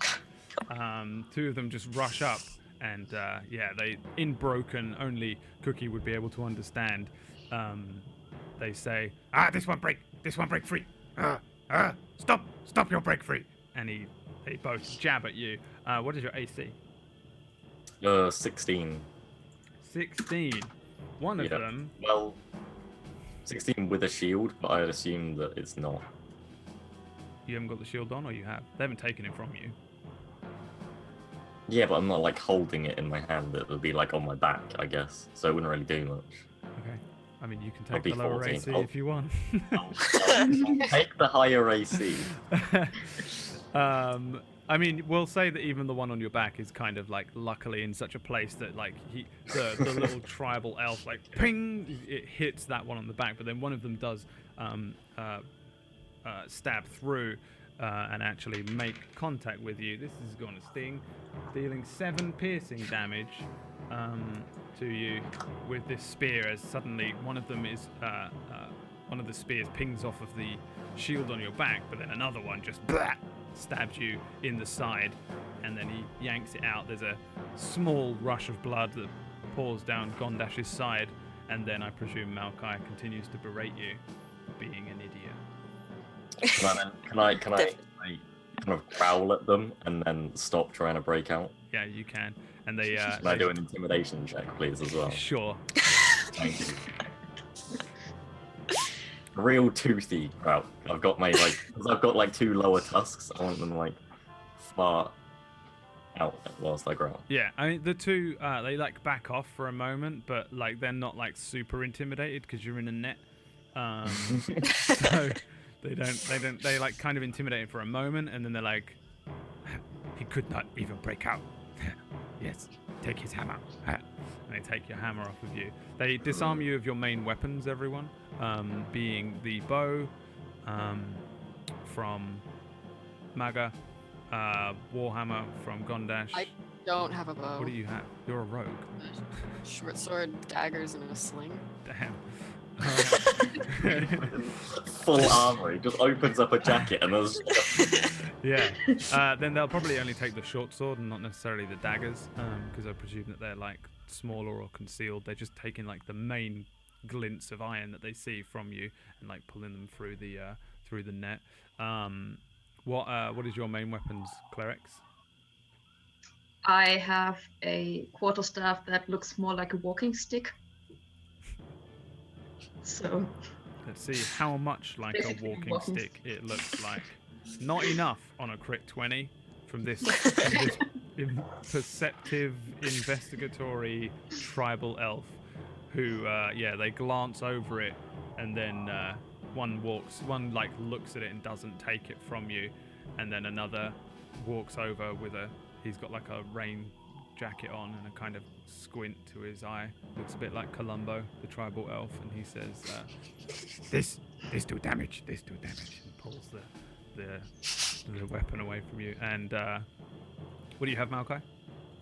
Battle axe. A battle axe, a very obvious battle axe that they take from you, and then they throw them into a basket, which is not too far away from you, as you are lowered into a cage made of rough but fairly decent, strong, like not the strongest looking wood, but not like little twiggy bamboo wood. It's like a rough, large wooden cage. Think every single film in which this happens. That cage, as they lower you into this cage. There is a basket, a handful of feet away from you, and then the net is drawn away, and they lock the cage. It's a strange, tiny little lock made of brass that you guys see them lock. Then you get a decent look at the actual area. There is a big old lake in the center. No, it's not a big old lake, but there's a big old lake in the center. And then there are all of these elves. After a little while, they stop even looking at you. They don't seem to care. They are again in broken Elvish, speaking with each other. A lot of them go back up into the trees and continue looking around. However, 2 of them wheel out a very large iron pot, and then they begin to fill it with various vegetables and water, and then they put kindling underneath it. This pot is easily big enough to fit 4 people. Though 2 of the elves turn and look at you, licking their lips and smiling. Let's have newcomer Ellen roll me a d4.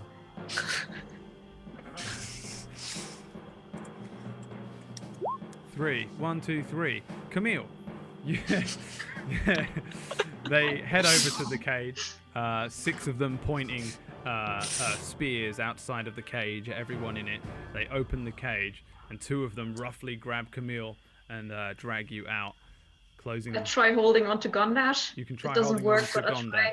I try anyway. Yeah, I mean, you can try holding on, and eventually they drag you out by the legs and bring you over to the cauldron, and throw you in to a pool of water.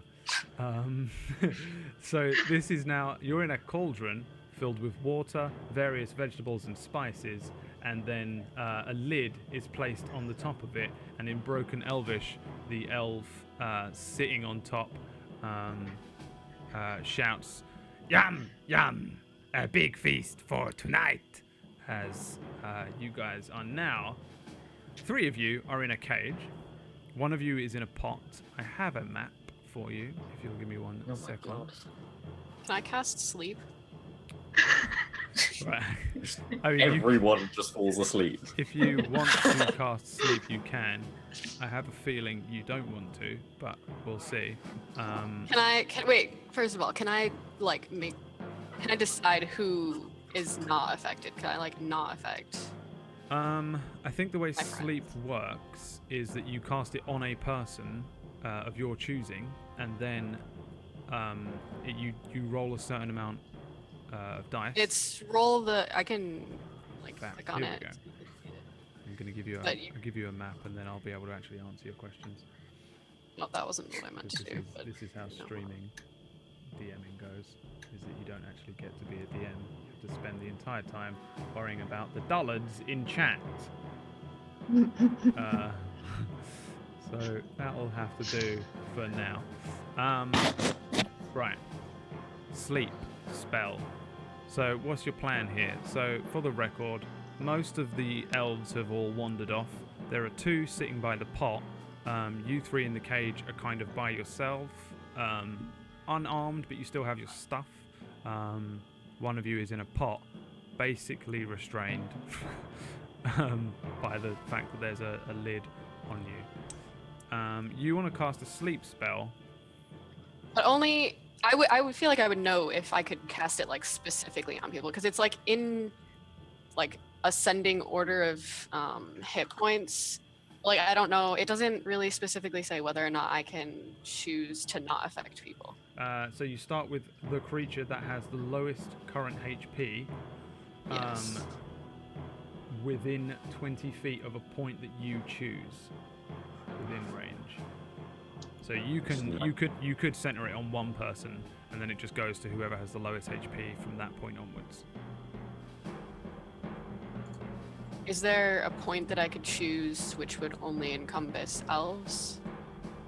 I'm guessing not, because what it does is it hits.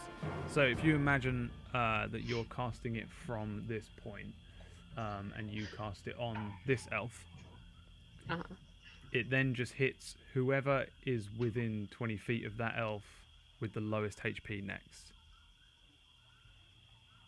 No, actually. First. No, it just hits whoever has the lowest HP in 20 feet. So you could hit it here, and then you'd get, I guess here, you'd get only these guys. I think I'm going to try to do that. For the record, there are still elves in the trees up and around the area. There is a grand total. Give me a perception check.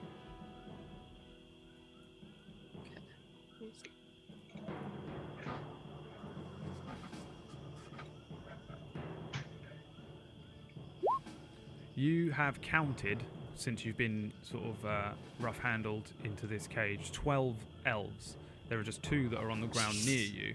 but there are another 10 in and about the area, like up in the trees, moving around, or in the tents that are around the area as well. So you could probably fairly easily put these two to sleep, but it won't do a heck of a lot for the others that are gonna probably see it. Okay, I don't want to do that then. If they're like, is anyone like paying close attention to us? Not really, no.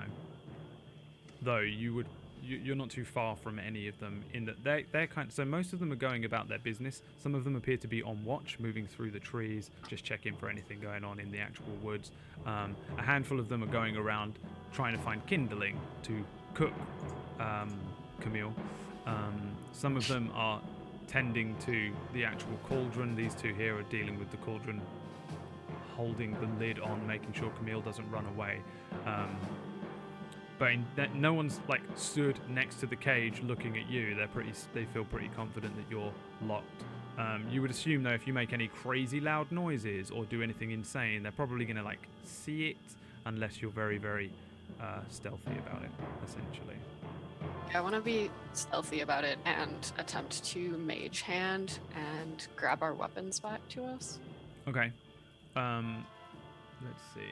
I guess Mage Hand is a pretty quiet spell, and yeah, you can form a little astral hand and then send it over to the swords. But give me a stealth check. I would imagine the Mage Hand can only pick one up at a time, so you probably have to give me 3.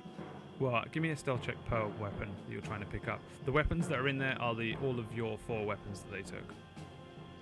I'm just picking up cookies and noodles. Not mine and not Nora's. Okay.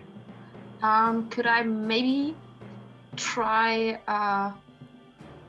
getting the attention of everyone around Are you sure? by casting light on the kettle I'm in? It's not a kettle. What's the The word? cauldron The pot. Cauldron. or pot.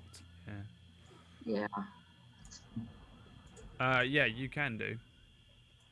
Okay, yeah, I'm gonna cast light on the cauldron. I'm gonna close my eyes, then cast light Okay, on what's the cauldron. the range on light?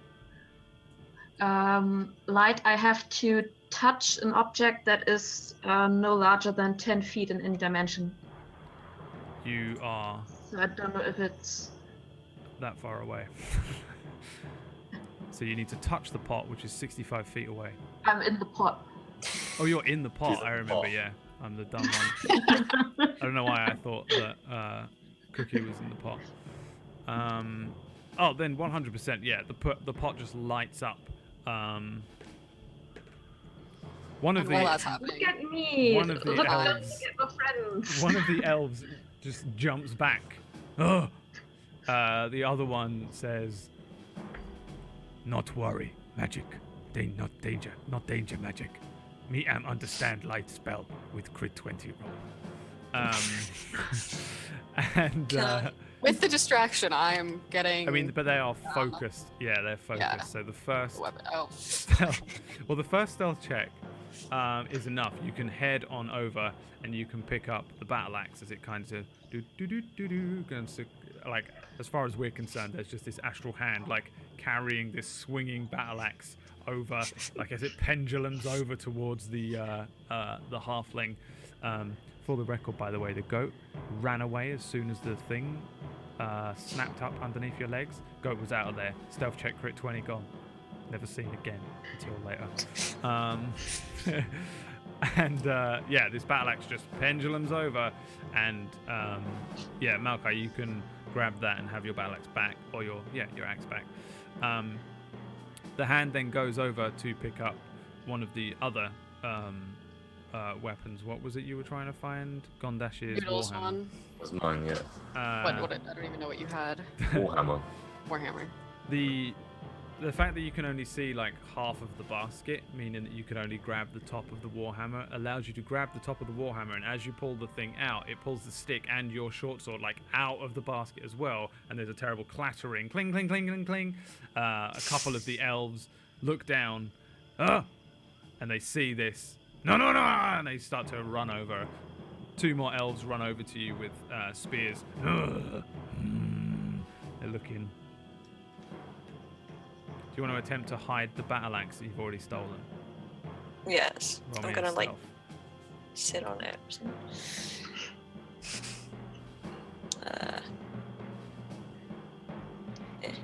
Impressively, Malkai's tiny halfling form is able to sit on a battle axe in such a way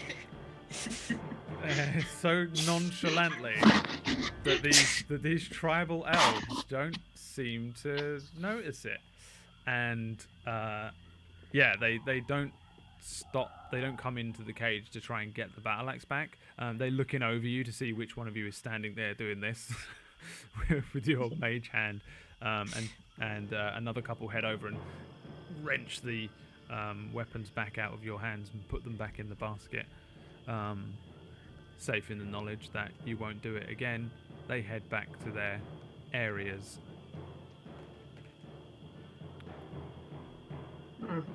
One of them is looking over a little more now. He's kind of looking back every now and then, just checking you're not doing some crazy shit, and then going back to his duties.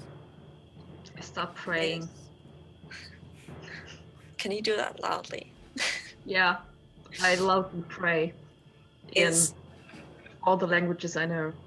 Thank Which you. aren't many. One of the worst ones. Is that voice? Huh? Is that our Yeah, basically. spell? Verbal, yeah. Would I they also know? start banging on the cauldron. Let me out! Yeah, they bang on the cauldron back at you inside, and then they laugh. I bang louder.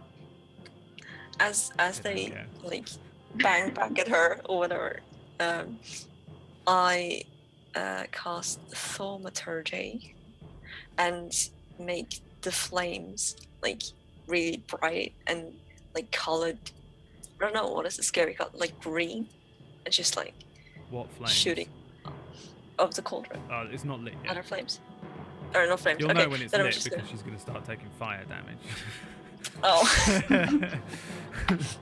I thought it was just simmering a bit. No, they haven't. They're still like gathering like. It's on a low simmer. They're like they're gathering like wood and stuff to like to make the fire. Can I just at some point during this either hide my lockpicks and a dagger very sneakily somewhere, and or have done that because it makes sense, but I just want to mention that. Yep. Then I'm gonna do like the tremors instead of like ground shaking. You can Just do make some ground shake. tremors. I want to make them scared. Okay. The ground tremors. A little bit, because that's not what the spell doesn't do much, but a little bit of a rumbling. I get scared. You get scared. They also get scared. I don't know what's Sondash happening. gets scared. A handful of the elves get scared, but the ones up in the trees, you hear one of them shout, no creature. No tremors come this way. Keep cooking. Oh damn it. Do we want to fight them at this point, or are we just gonna die? Like how many would I have seen how many they were total before they put me in the cauldron? Give me a perception check. Yeah, hold on.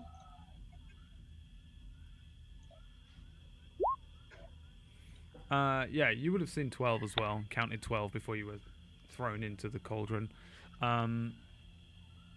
You would gauge that they don't look that tough in general. They're not like trained militiamen and they're not like heavily armored, and they have these little twigs with little bits of flint on the end for spears.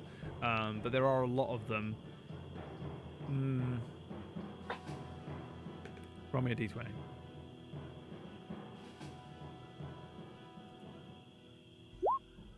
Oof.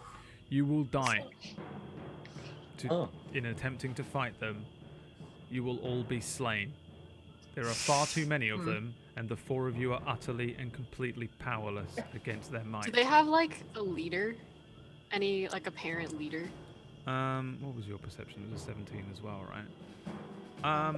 Didn't really look like it, though there was a slightly larger one that was barking orders while the net was being lowered, but he didn't necessarily seem like a leader.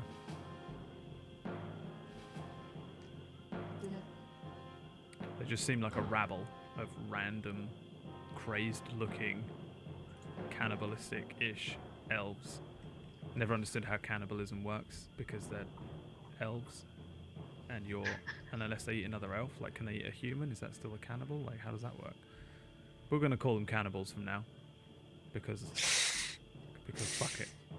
I can call them what I want. I made them up. So yeah, like maybe not like necessarily a leader. They look more like a rabble and a band of people.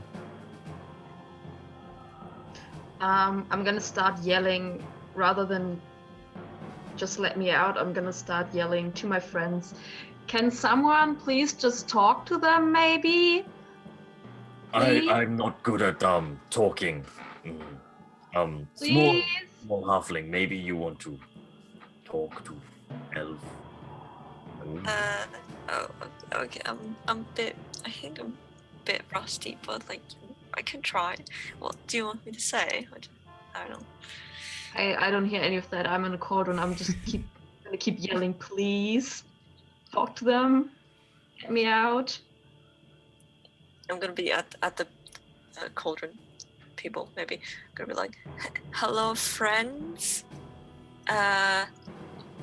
We're not food. Give me a persuasion check. You've at least enticed one of them over.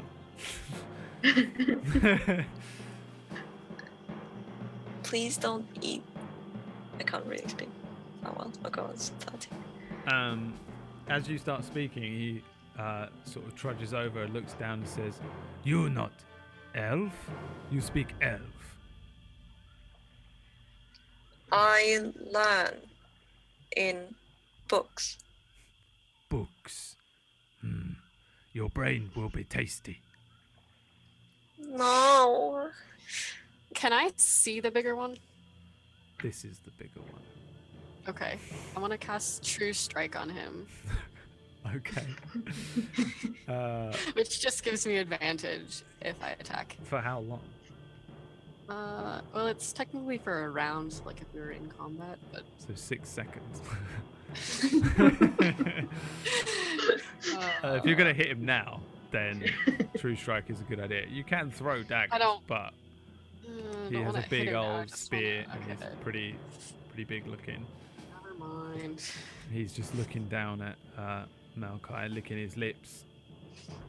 Can I ready True Strike to cast if he comes into, like, he opens the cage? Yes. We'll do that. Can you just buy me free or something, please? I yell, not knowing what's going on. Oh gosh. Not 'cause I feel metagaming. Just talk to them. Find out what they want. Maybe they like taste of goat better than people. We have goat. We could offer them goat. It tastes better. No. I thought you said gold. Not gold. No, goat.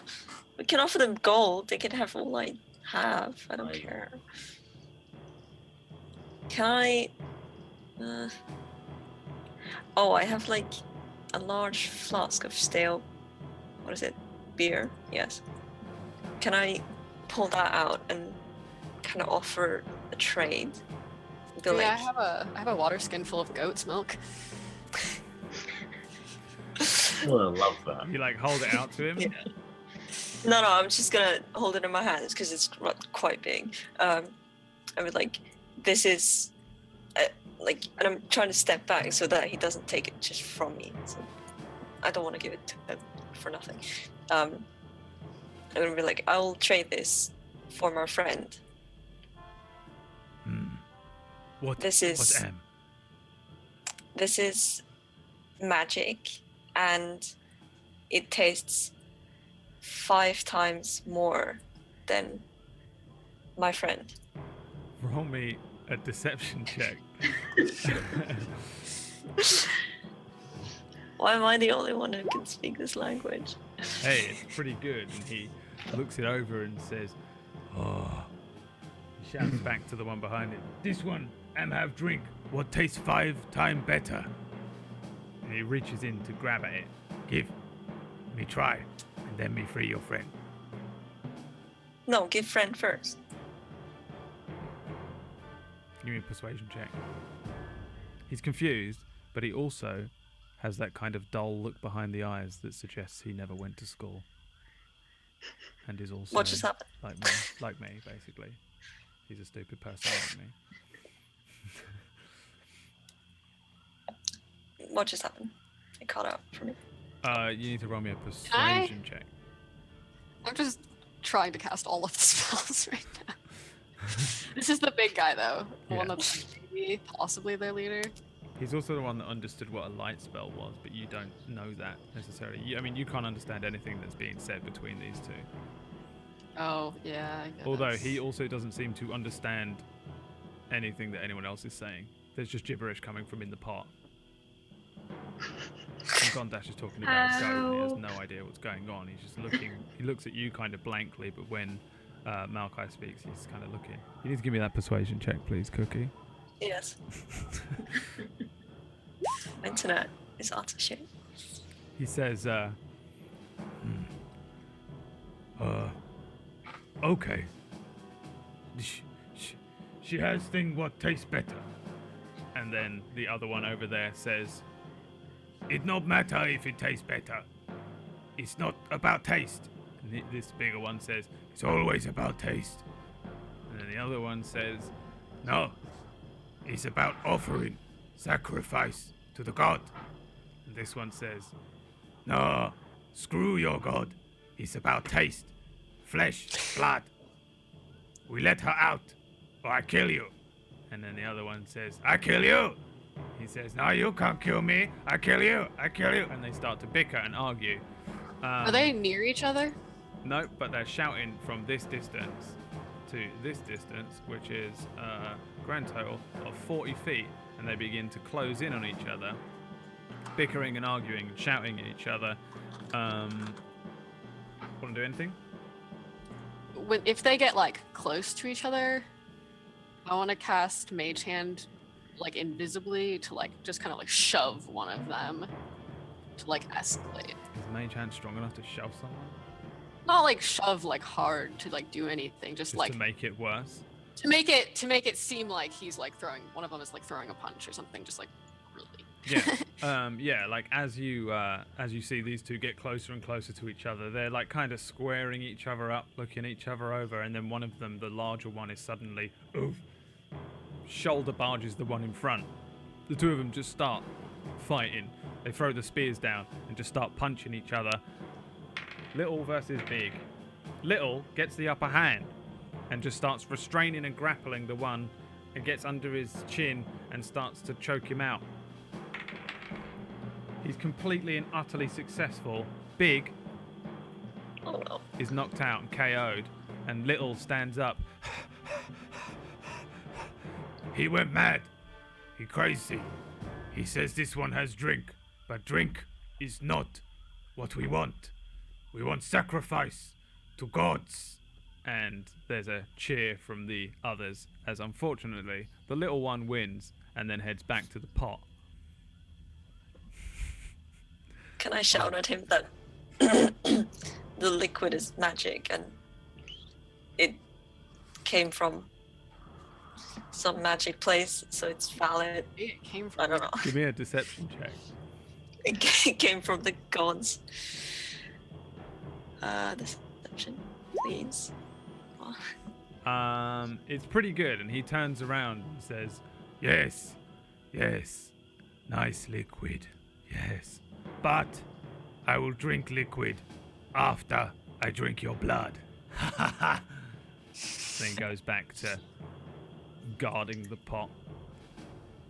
No one is paying attention to us. I want to attempt to pick the lock. You may attempt to pick the lock with a thieves' tools check.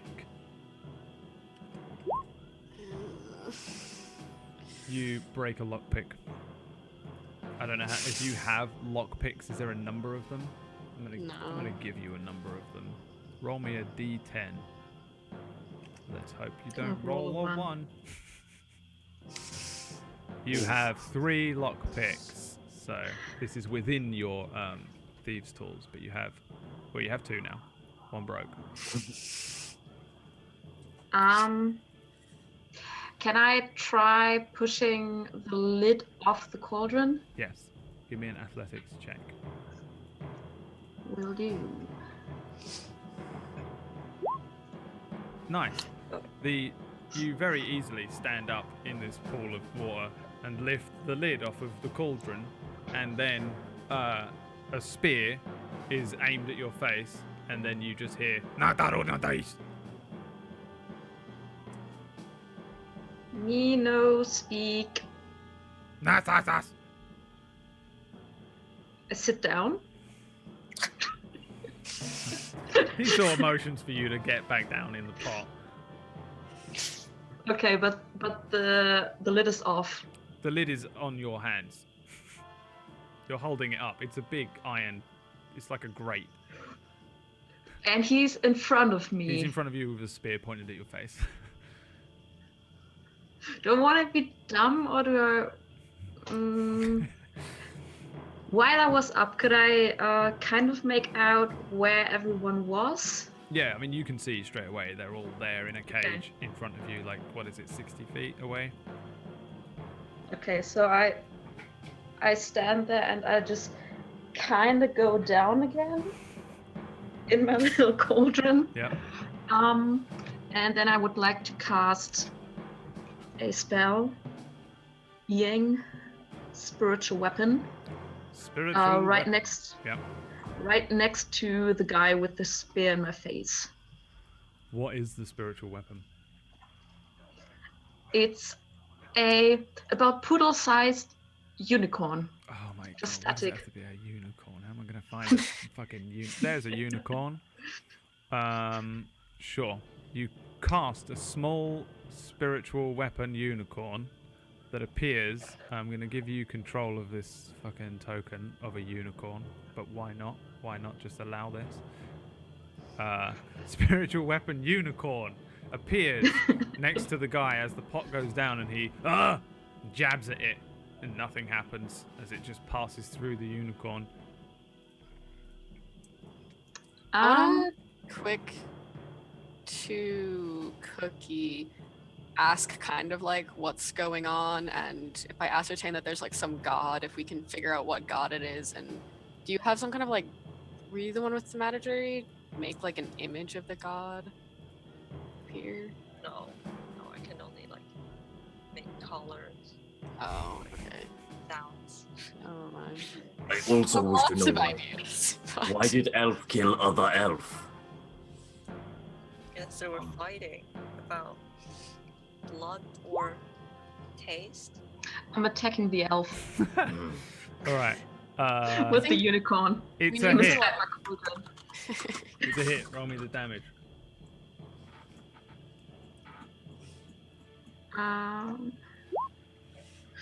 Yeah. So, sort of within this pot, you're just like, randomly strike that way. And the unicorn thing, which is just like, I mean, it's not an actual unicorn. It probably just looks like a twisted unicorn doll with a very sharp point at the Yeah. end, because there's no way this is going to be a very well constructed unicorn. The sharp point, the bladed end, just launches forward and stabs into this guy's eye hole. It pushes straight up into his brain, killing him instantly. And then the whole place explodes and erupts into wild, crazy motion. We're going to roll some initiative, but we're going to do it all when we come back from a break, as you have begun combat with the tribal elves using a fucking unicorn spiritual weapon. Thanks for watching, everyone. We're going to fight some elves after the break. Will be a few minutes. Bye.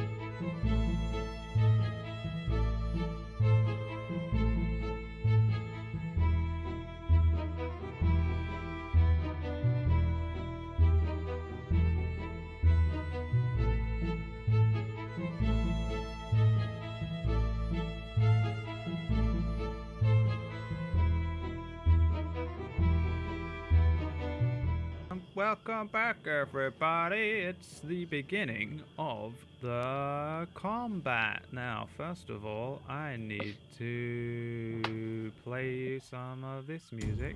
Bam! Because all of the fucking elves go nuts. Because one of them was just killed by a random unicorn doll with a sword on the end of it, and he was stabbed through the eye. All of you guys need to roll me initiative. So to do that, you click on your character token, and then click on initiative in your sheet there. I'm gonna roll 1,000,000 initiatives. Wow. Does this mean I don't get a go, or You're on initiative 0. That's all. so I just basically don't move ever again? You're just gonna go last. Yeah. Oh, that's fine then. That is a pretty great roll, I have to say. I'm kind of jealous. Let's see here. Should have done this on the break, shouldn't I? One last one. Just gives us more time to plan. Not that we'll come up with anything because this is an insane situation. Alright. So, Malachi is going to be the first one to react. So essentially what you see is that this fucking thing appears, which you probably as a cleric might recognize to be a spiritual weapon. You may have seen it. You might have been in small skirmishes with Camille before, as this weird thing appears next to this elf who turns and it suddenly is gored through the face with it. He drops backwards and falls to the ground. You guys are still trapped in the cage, remember. Malachi, you do have your great axe or battle axe, whichever one it is. But it is also at this point that something else happens. The dragon eats all of them. A dragon eats all of them. As all of these, some of these elves up in the tree suddenly start hefting up spears, of which there are a multitude around, and they start to like bring them above their heads, and a handful of them start jumping down out of the trees and start running towards where the elf was dropped dead. There is another voice that shouts out from just above the area where you are, or essentially behind you, or north of where you are, and you hear, "What's going on here? You know the rules. I send them, you catch them, and we eat them. Not we catch them and you die." And you turn around and you see your old buddy, Amrin, striding through. His robes are green still. He's still got his traveler's clothes on, but he doesn't have that thing around his neck anymore. The stole, that seems to be removed, put in a backpack or something like that. He's striding forward and he's dragging a mace along the ground behind him. He shoots a nasty look towards you guys. All of the trepidation and nervousness from him before, his sort of his mannerisms have all gone. He's powerfully moving towards you with a malevolent look in his eye. Let me roll. Is he saying this in Common or Elvish? He is shouting it in Elvish, but yeah, you wouldn't understand that.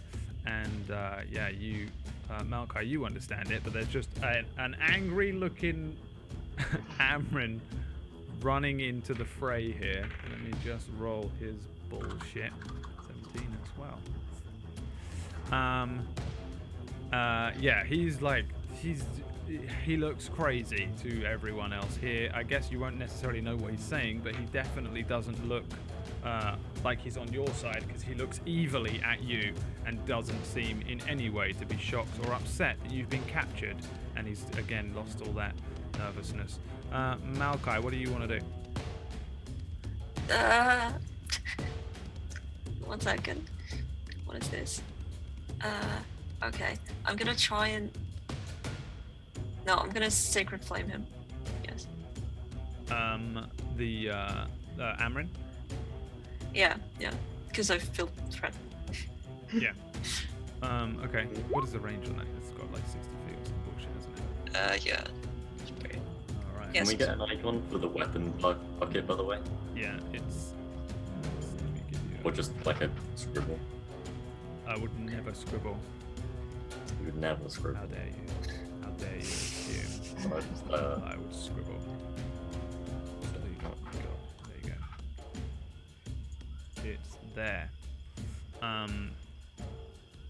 Sacred Flame is a Dex saving throw, right? Yes. Sacred Flame, flame, flame, flame, flame, flame. Amrin is his own character. That is a terrible fail, as Amrin is struck by a what? What does it look like?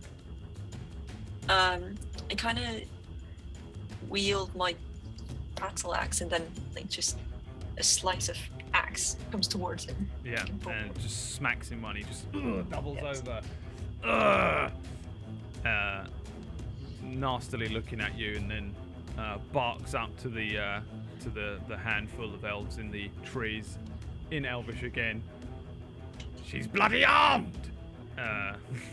Just pissed off that you would do this to him, dealing how much? 4 damage to this motherfucker.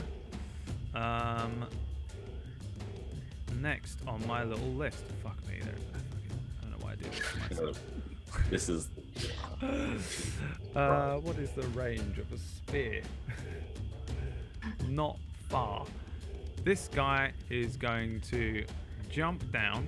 I'm going to make him do an acrobatics check. He's going to fail it, and he's going to land. We're talking. This is a 50-foot drop Jesus. as this idiot Dies. falls 5d6. Oh my god. Takes 15 bludgeoning damage, lands on his head, and snaps his own neck. Wild with anger and madness, this guy just jumps off of the edge, completely trips and falls from the edge of one of these rope bridges, tangles his legs in the rope bridge, spins upside down, and then lands on his own neck. There's an audible snap. His neck breaks. Teaching a lesson, I'm sure, to his tribal elf brothers. These ones are not actually in the tree, they're on the ground. Sure.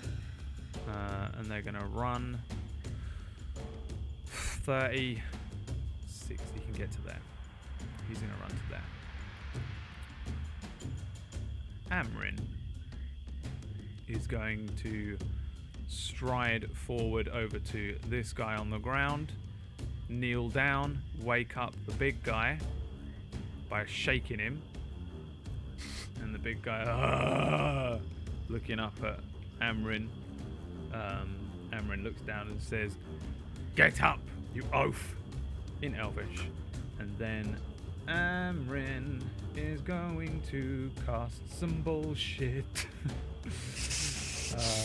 Depending on what bullshit I want him to do, he's going to cast, not that, Cure Wounds on himself at level 1 and heal himself for 5 HP. So he puts a hand to his own chest, and the Cure Wounds doesn't necessarily look the same as Camille's or Malkai's, in that it's nice looking.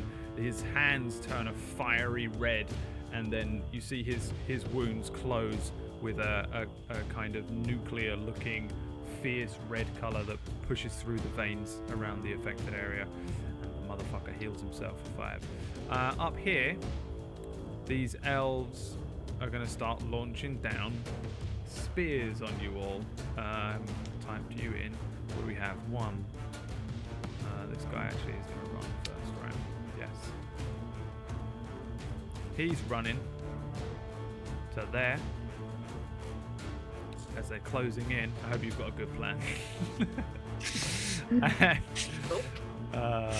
He's going to run to there, I think. Is that right? 10 more feet to there.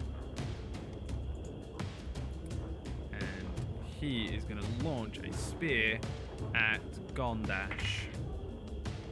18.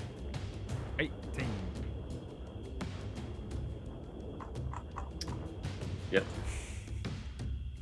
Is that a hit? that's a hit. Another 7 piercing damage as a spear launches down and strikes Gondash, smacking him in the back. Next, this guy, he's all the way up here. He starts jumping around. He's not going to do shit. He's going to walk to the edge of the tree, climb down 50 feet, and that is going to be the end of his turn. And then the last one to go up here, he's going to run over to the edge of the cage. He's also on the ground. Stab a spear through at Malachi. 5 is a miss. He stabs through, and yeah, I guess you avoid it with nimble little halfling legs. As all these elves start to push in around you guys trapped in this cage, Maga, what do you want to do? I'm gonna cast Magic Missile on Amrin. Do it.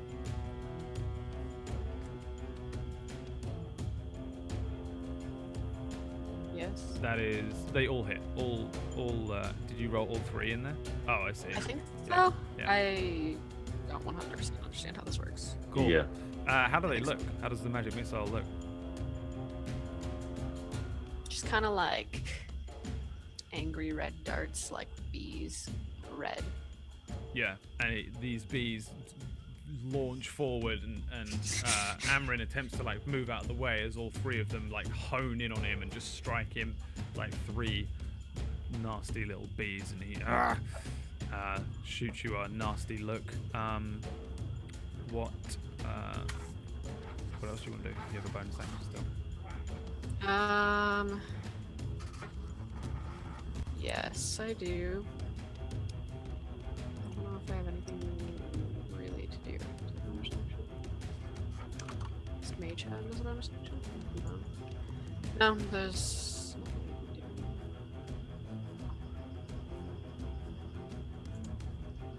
That's it. It's the end of your turn. Gondash, Hello. what do you want to do? Right, how long does rage last? Rage lasts 1 minute. it's Okay. like a minute, but you have to Yeah. continually hurt or be hurt to be able to keep it. Yeah. If I was to use a potion, is that an action or Yeah. just an action? So, Okay. If I was to ask Malachi for her axe, would that be a bonus action or an action? wait, what? If I to ask Malachi for their axe, yeah. So that I have No, a weapon. you can talk for free. If you hand it over, I mean, you can. Actually, let me think about this, because technically you could just keep handing it around to each other Yeah. for free. So I would imagine, yeah, we'll say an action to hand over a weapon, to equip a weapon. Okay. No. I want to take my shield and like try to slam it like, what's this cage made out of? Is it just wood? Yeah, you probably feel like you could break it. Yeah, I'll just break through. Yeah, it's an unarmed strike or an improvised weapon, actually. Okay. So it's How do I... Are you proficient? Well, I feel like you probably would be proficient with improvised weapons. I don't know about a barbarian, because I don't know anything about barbarians for some reason. Yeah, sure. Improvised weapon. So attack roll, proficiency, strength, and then an improvised weapon is a D4 plus strength, I think.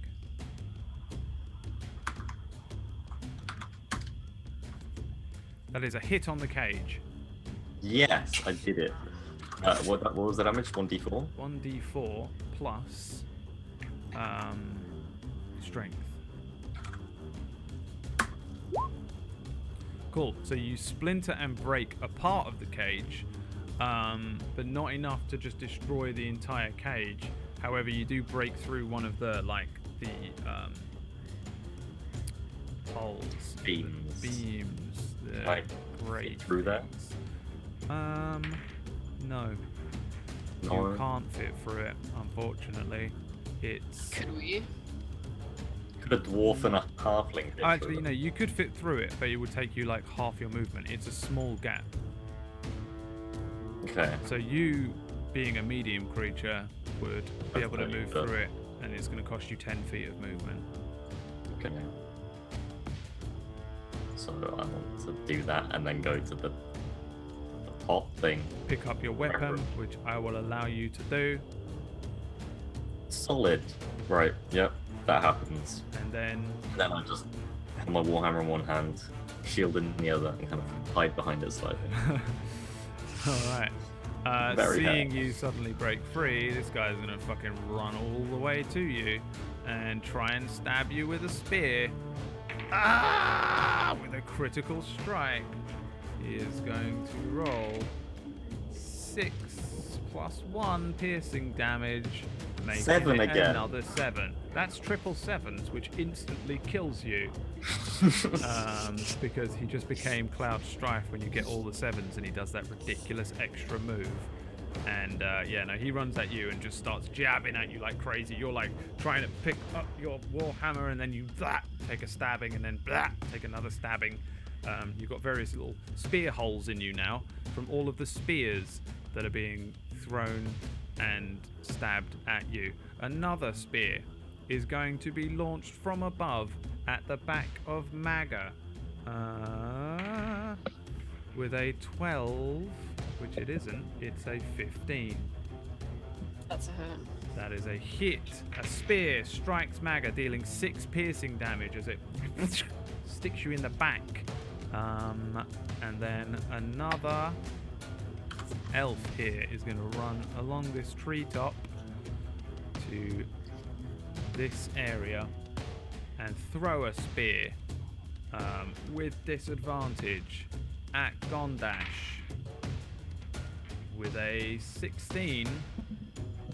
Which is the same as my AC. He just about makes it.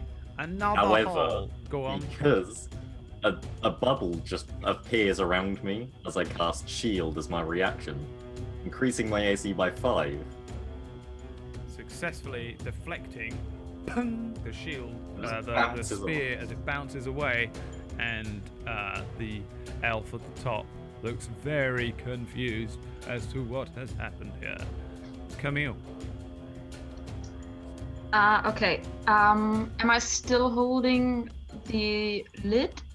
Or do I have to, like, if I wanted to remove it from the cauldron, would that be an action? Would I have to make another roll, or can I just do that as a reaction to last round? It's an action Maybe. because you're using an object. Okay. So I guess that's my action then. Lift the lid and remove the lid. Yeah. It's like Try to drop it behind me, sure. Yeah. behind the cauldron. And as my bonus action, I'm going to move my spiritual weapon 20 feet to here and have it attack Amrin. Go for it.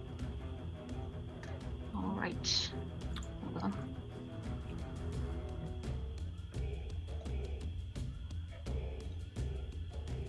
$12 is a miss, unfortunately. The weird-looking unicorn weapon thing floats through the air towards Amrin, who sees it coming, and as soon as you jab at him, he just moves his head out of the way as it misses with the horn. Unfortunately, you miss with that one.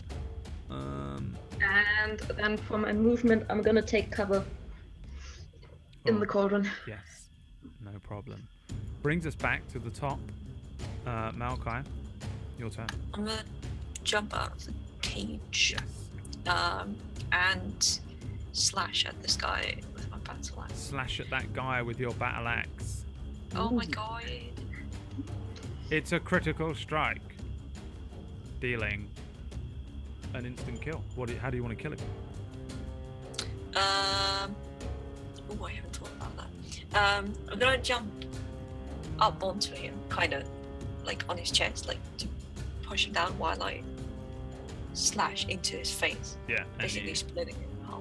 you split his face in half as you jump on him, and then sort of ride his body down as he hits the ground with not much of a face left, as you have split his face in half. Let's see here. roll a perception check for this guy. Damn, he absolutely spies you, Camille. And he's going to come running over to the cauldron and jab at you with a spear. What is your AC? It can't be a 9, so that's a miss. Just appearing over the top of this cauldron is this wild-looking tribal elf with leaves and war paint over his face, and he just jabs down at you, and you avoid it. He stabs the bottom of the cauldron with a boom and a splash of water and spices. He misses you. Amrin doesn't like Maga much, does he? That hurt him with that missile, the magic missile. He is going to... No, actually, wait, what is this one? Is this a bonus action?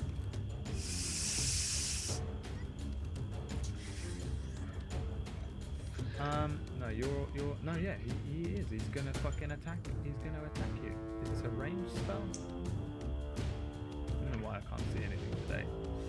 Yeah, he's gonna raise his mace up to the sky, and shout, "By the might of the god Cyric, strike this one down!" And then launch a guiding bolt at you.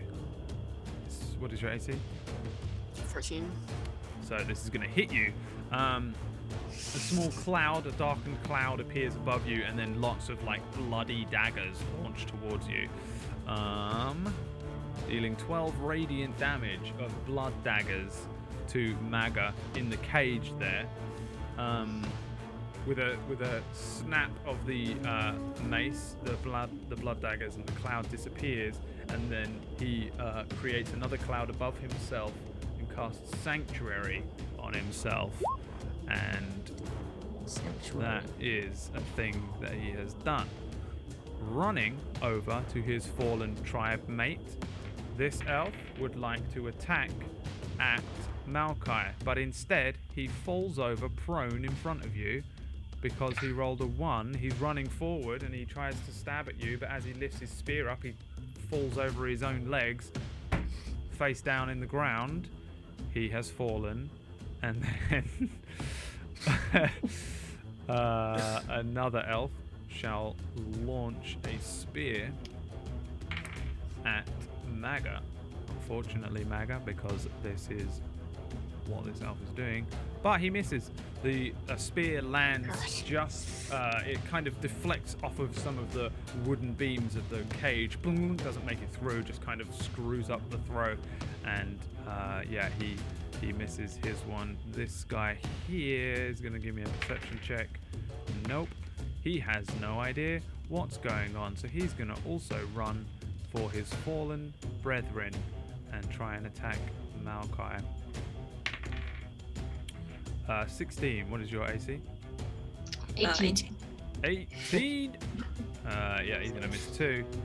And then this guy actually managed to get to the ground last turn, if memory serves, so he can run over to the basket, jump in the basket, and stab at Gondash. This basket is apparently part of the wrong layout. There we go. Stab at Gondash for a 13, which is another miss, and then this last one is dead. Bringing us back round to Maga in the cage, probably looking a little bit beaten up. Like, really beaten up, but yeah. What do you want to do? What? What do you want to do? It's your turn. Yeah, no, I'm gonna move. Why can't I? Oh, that's fine. Click on anything. Come out of the cage, kind of like over here, such that I can attack this dude. With what? Is that a dude? No, I don't know can't if do you that. can like really get to there. So you can only leave the cage here. Okay, yeah. You can move through the areas where your people are, but you can't move through areas where the enemy are. So you could go this. Isn't this a dead person? There's a dead person underneath a person who's not dead above him. Oh, sorry, I didn't see that. I just saw the dead person. Yeah. So you'd kind of have to go. This is 15, 5. Where? Why can't I tell where anyone is? That was You got another 10 from here. It's probably my shoddy map making skills. This is what happens when I make a map at 4 a.m. So, okay, so that's like there. Can I get to where I am right now? Yeah. And then dagger at dude. That's the only dude that I can hit right now. Why is nothing working? Dagger. Go. Yay. Dagger at dude. Which one are you throwing at? I'm not throwing Oh, him. you're stabbing at this guy. Melee attacking, yeah. It is a miss, unfortunately. And then use second dagger on my bonus attack. Bonus action, whatever. That one is actually you have to remove. You don't have dual wielder, right? So you have to remove. Don't I just remove it from the damage, not from the attack? Actually, yeah, you might be right. I think you do. Fuck it, you do now because I don't care. Go for it. I think it's still gonna hit anyway. It doesn't matter. Yeah, so 3, not 2. Not 5, 3. 3 damage to this guy as you just stab at him, slice him open, treat, and yeah, I mean it doesn't kill him, but you cut him up, and he's not happy. I can't do mathematics, but now I can. Okay. Oh. Yeah. Anything else? Oh, I can't do anything else. I wanted to, but. Gondash. Right. Well, now I have a weapon, so I'm happy. Yes. Yeah. What? How many are there around me? Is it 4? There is 4. Yeah.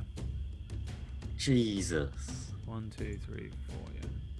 Do they have flanking? Is flanking a No, thing? flanking's not a thing. I fucking hate flanking. Thank God. Right, so I just stare at this guy in the basket, like my eyes turn bloodshot and my beard seems to like grow a little bit longer and like scruffier. It's less well kept than it was. As I activate my rage. Yeah. And I pick up the warhammer with one hand and just fucking whack-a-mole him. Which one? The bottom one. The one in the basket, yeah. Basket boy. Basket boy. Oh! Give me that damage. Damage. Do I get advantage on attacks or just strength checks? Just strength checks, I think, Okay. unless you've taken some bullshit that gives you that. But if you don't know it, I don't know it, and therefore No, you I don't also get gained the rage damage, which is like 3, I think. 3 rage damage. 2 rage damage as well. Oh, if so it's, only it was 40 3. damage. You, But it's not. so what do you do? 7, 6. I do 7, 6. I do 6 damage. 6 damage as you, you try and turn Basket Boy into a basket case by breaking his brain. Unfortunately, you break his shoulder, and he is vaguely alive, though kind of useless, stood in front of you as this warhammer from this huge great half-orc crushes and destroys one of his arms and shoulders, but he's still vaguely alive, vaguely, in front of you. You want to do anything else? I've used a bonus action and an action, so I don't want to run away because I'm raging and also this. No, I don't want to do anything else. Okay. The elf directly in front of you, Gondash, is going to, well, no, diagonally in front of you, is going to stab at you. He's going to hit. You're so easy to I am, hit today. however, going to ask a question as to whoever threw the spear at me that was deflected. Which one are they? It was this guy up here in the trees. So where is he on the turn order? Because I still have this shield until his turn. You do, yeah. He is the 3rd elf from now. You can highlight if you just hover over the turn order. Yeah. It shows you. He's the one before Camille. Yeah, so you still have 3 more elves before the thing. So Well, what? 21 AC then. Okay. 21 sure. AC, Let's go. Come at me. and he hits you, dealing He 5 hit- piercing damage. Yeah, He hits me. yeah. Hit a 22. Does that get rounded down or rounded up? Because- Gets rounded down. Everything's rounded down, except Yes. for 2 damage. something. So yeah, he still managed to hit you, and then this guy is gonna probably try and throw some bullshit at range at Maokai with disadvantage. 15 Maokai hit. 18. 18. and then another spear is going to be launched at you, Gondash, from the guy who you shield spelled, and it hits the shield spell, pung, and just is launched away, and then the shield spell diminishes. As Camille in a pot, what do you want to do, Camille in a pot? First of all, I'm gonna cast Sacred Flame on the guy directly in front of me. He has to make Sacred a Flame. Oh, yeah. dex save. That's a 10, which is a fail. So he's going Okay, to so he take takes 4. 4 damage. And as my bonus action, I would like to attack Amrin with the unicorn. How does I think I have to make a wisdom save to see if I can actually attack him. yeah, so any failed save, so you make a wisdom save, yeah, and then yeah. Well, That's gonna hit him, isn't it? okay, so now I make my attack.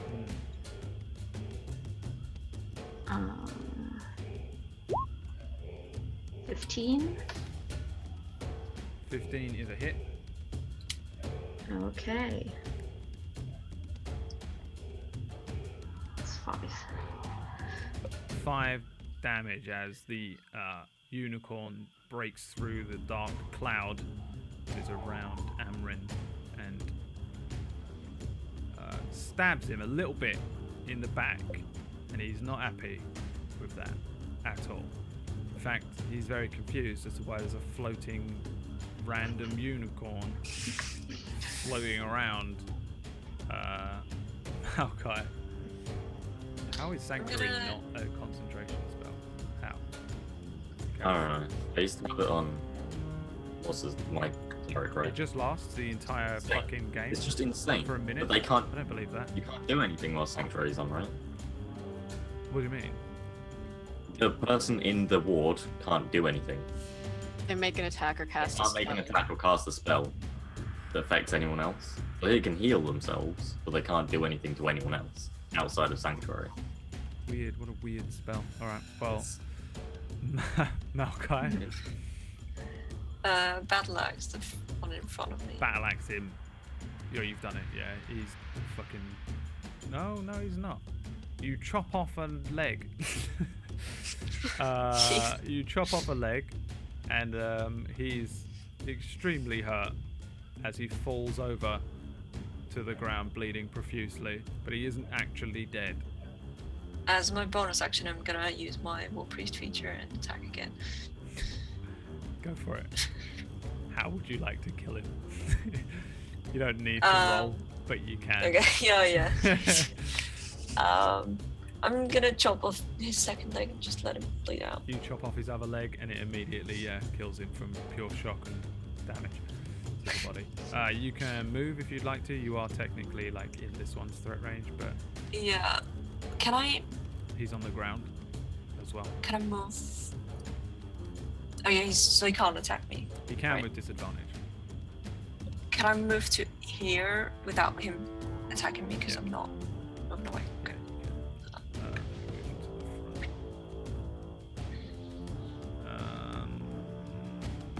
Who's next? Oh, Elf at the pot.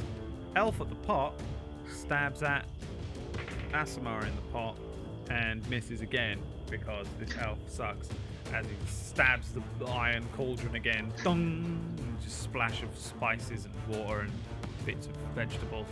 He shouts at you, just wading around in this pot of water, completely avoiding all of his stuff. Sanctuary. You said he can heal himself. Is that correct? I mean, I'm yeah, it friendly. just says they can't make an attack or cast a spell affecting an enemy creature. Oh, so he could also heal So we can heal other people as well, yeah. other people, but no one else is hurt. So Yeah. how many spells have you got? This is just for like a battle medic, just to bubble, run in, heal everyone, and run out. Can he heal himself? For 9 healing points. He touches a hand to himself, heals his wound, and then that will be the end of his turn. Yes. So you're saying he touched himself inside this weird little bubble? What's wrong with that? Are you going to kink shame him now? Yes. Elf on the ground, snarling and upset, stands up. Oh, there was a prone one, wasn't there? There was a prone one, which There was a prone one that we could have easily just advantage attacks. I could have crit him. So it's just- Stabbing at Malkai with an 18. That's what your thing is, right? Yeah, that's not. Hell yeah. Gonna do 2 damage, piercing damage. Barely stands Oh up. no. Flails his spear around, which gives you a little paper cut. This one is going to maneuver himself through the trees to here, and then launch a spear at Gondash. 21. Yeah, that's my AC. No, it's not. My AC is 16 right now. Yeah. 3 piercing damage as another spear spears you a little bit. Dead one is dead. Basket case. Is Basket Case alive? No, I just fucking hurt him a little bit.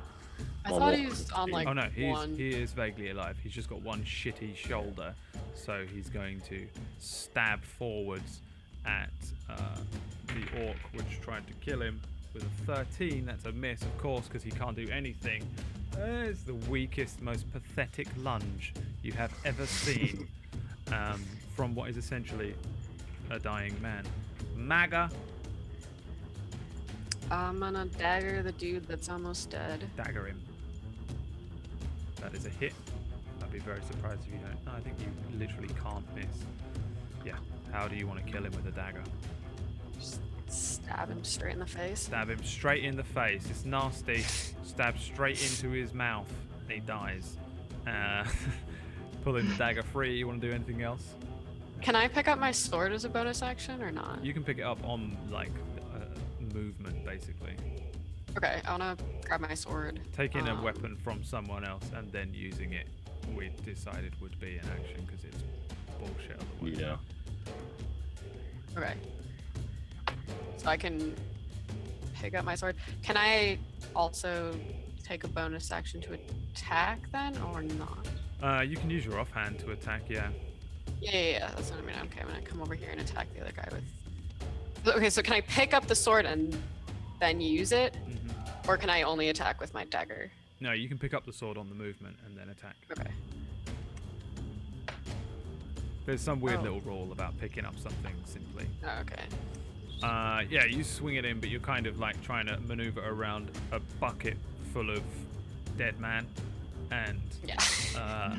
the tribal elf, who's pretty much doing all right, avoids your attack. However, Gondash, what do you want to do? Well, I'm like a pile of just dead orc right now. I have no health.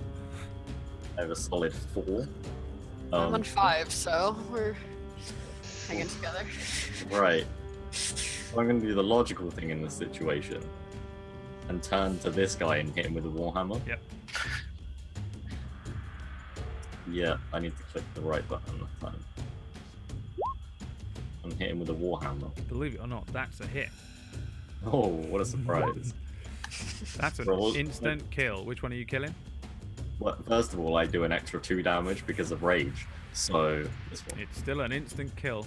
Doesn't change that outcome. I uppercut him with one hand because I've got a shield in the other, which I just remembered. Yeah. So I fucking swing upwards. It just destroys his jaw and explodes his head. Which Good. which one? The bottom one or the top one? Of the two? The top one. Top one explodes his head, and his head explodes. Anything else? Oh my God. It's a brutal attack. I don't know how many. No, I'm fine. Alright. Yeah. Then this one here, upset by the destruction of his friend's face, is going to attempt to attack you with a 15. It's not a hit. Not a hit. Then this guy, I guess he needs to run. He needs to run somewhere. I'm gonna have him maneuver into a position as well where he can get to there. and throw a spear down just about at Gondash. With a 15, it twang hits the ground next to you. Unfortunately, that is also a miss. And then one last spear comes launching at you with a 22, 21. Doesn't matter what it was. It's gonna kill me. You think so? Maybe. How much Actually, life no, I you can't. got? 5. I'm not telling you. Tell me how much damage it did. It does 5. Well, I am still raging, so it does 3. Yep. It No, does it does 2. 2. Yeah, it does 2. Still up? Yeah. Another graze and cut across the back of Gondash with a spear that doesn't kill him. And it's Camille's turn in the pot. Okay. How much movement would it take me to climb out of the cauldron? Can I just? I would say it will take you like an extra 5 feet to move through the edge. Okay. So if I dash, I can make it there. Yeah.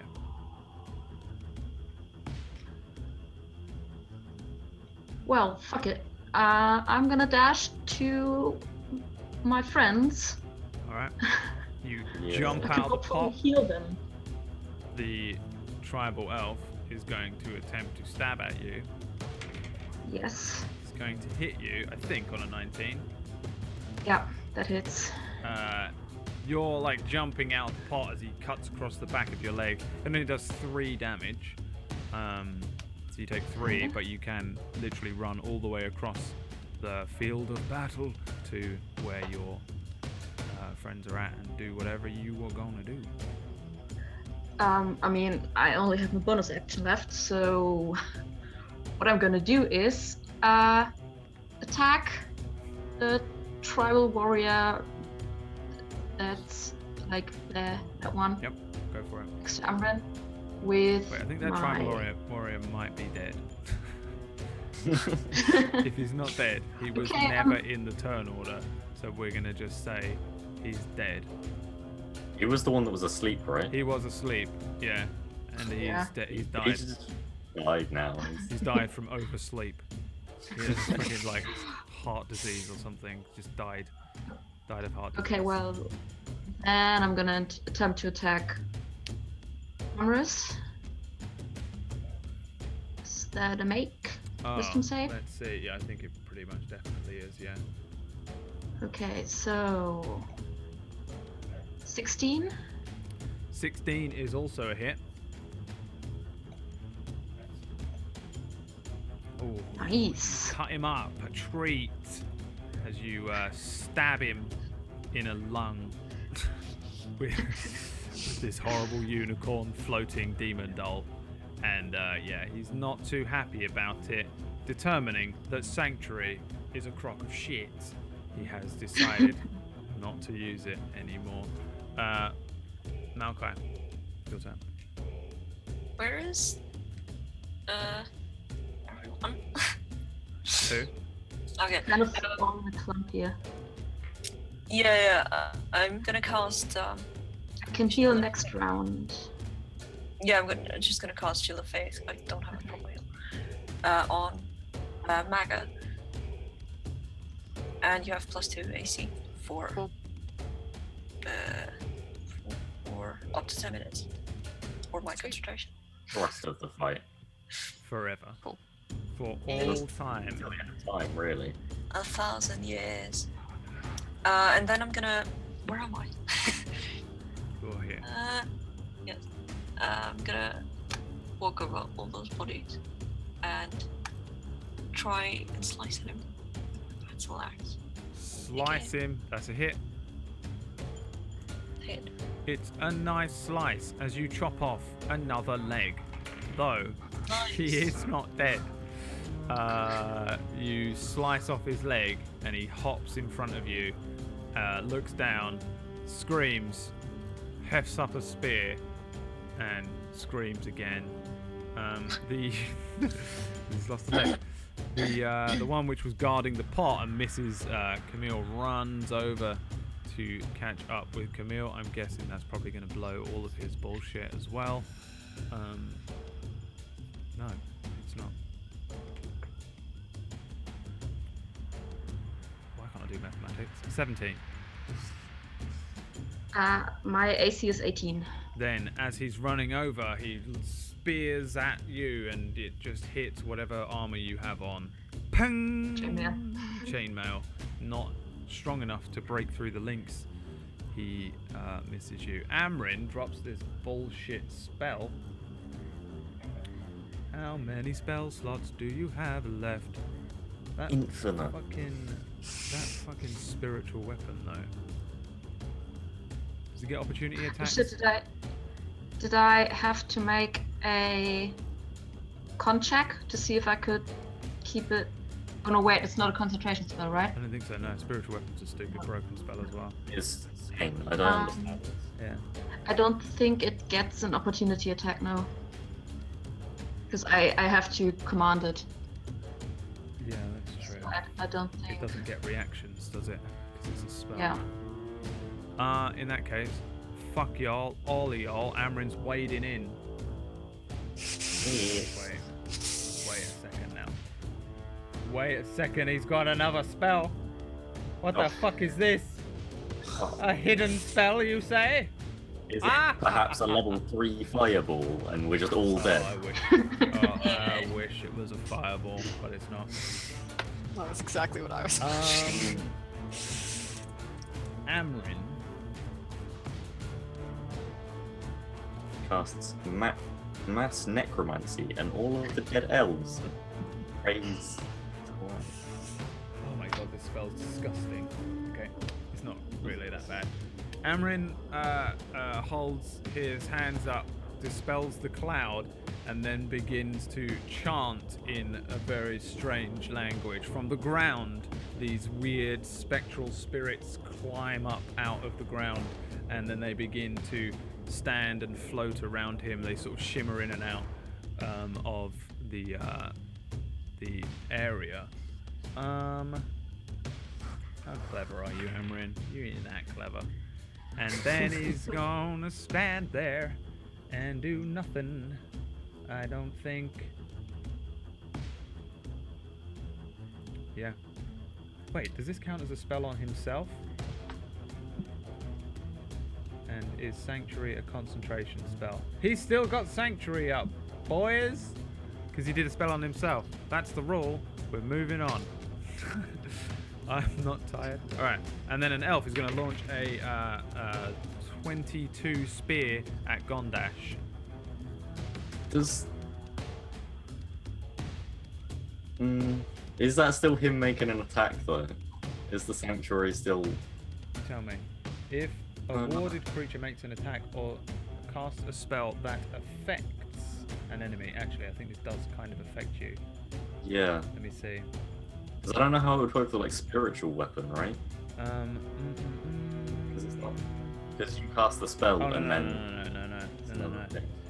When you cast a spell, you can designate any number of creatures you can see to be unaffected by it. So, if he doesn't do that, and literally just chooses for it to affect everyone around him, then it's good. Because it's not until something else happens that this doesn't count. Sorry, what? He still has Sanctuary. I'm like, Okay, he still. Of course, he still has Sanctuary. I'm like pretty sure he still has Sanctuary. Where did the weird spirit things appear? Did we see that? They appeared from the ground, and now they're just kind of floating around him. Oh, around him. Yeah. Okay, sorry. I just didn't know where they They're came just from. this entire. The only thing that's happened is stuff to himself for now, and then a spear sticks Gondash for 4 damage, meaning Down. 2. Is it? Perfect. I'm not, because I'm a barbarian, so I'm at 1. I'm at 1 health Yes. again. So I went down to 0. So fuck you.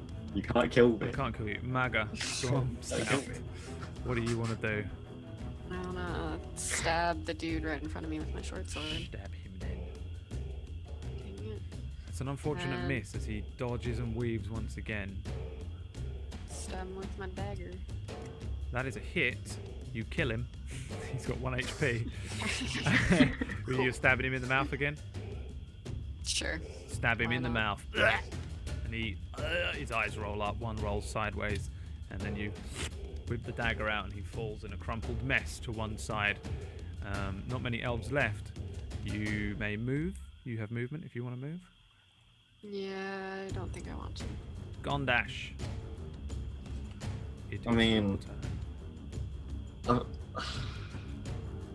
Healing potion. Honest. Yeah, let's go. Healing potion it is. What do I- 2d4 or 4d2? I can't remember. Let me find out. 2d4 plus. Is it 2d4 1, plus 2? 2. And Yeah. then 4d4 plus 4? Is that how they work? There's some sort of... There's probably a perfect little rhyme that tells you how healing potions work, but I can't remember.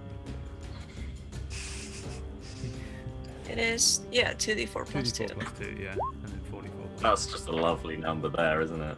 5 HP as you neck a healing potion. Alright. What else do you want to do? I'll run here and just kind of loom over this elf And and attack him. loom over him, you do. This is a dead elf, This is one it? is dead. This one's going to run to the edge of this tree area and fire a spear down on Maokai.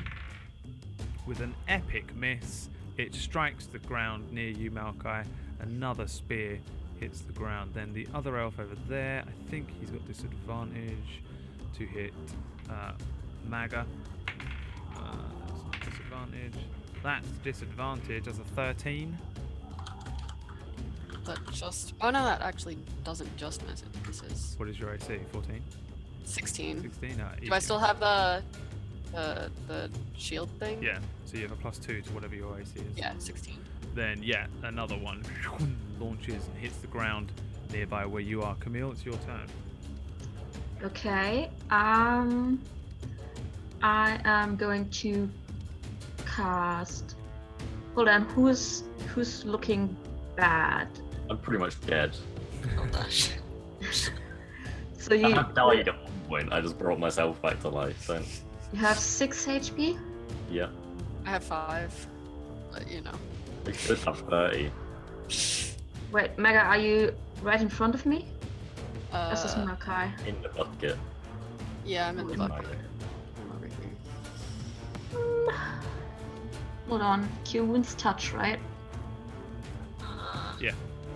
So, Yeah. Let's just take care of this guy first. I thought I could do a cool thing, but then I saw that it takes me 10 minutes to cast, so yes. Me? Prayer of healing. yeah. Yeah. Okay, so I'm going to cast Sacred Flame on the elf guy. Wait, isn't Next Prayer of time. Healing you can cast it and it uses a spell slot, or you can just use it and it takes 10 minutes of ritual? I don't think so. I feel like this is. Prayer of Whoa. Healing has a casting time of 10 minutes. Yeah. That's just a casting time, not a ritual Okay. casting time. Yeah. It doesn't even function as a ritual, I think. I think it's too broken to be. I think it's an out of. I don't know. I guess it's an out of. Yeah, I mean, something. It gives 2d8 plus something, so probably not. Okay, so I'm gonna cast Sacred Flame on the guy who's kept trying to hit me. Stop trying to hit me and hit me. Go on, Em. Try and hit him. Let's see what he rolls. It's a 2. The entire full pretty force of the Sacred Flame strikes this guy, though it only deals 3 radiant damage. It's still pretty bad for this guy, but he's still standing with a little burn across his chest from the Sacred Flame. Anything else? Yeah, for my bonus action again, the spiritual weapon. So, Sanctuary is still up, right? Correct. Okay, so that's a wisdom save. this time. It's a fail. You can. I think you just have to miss, right?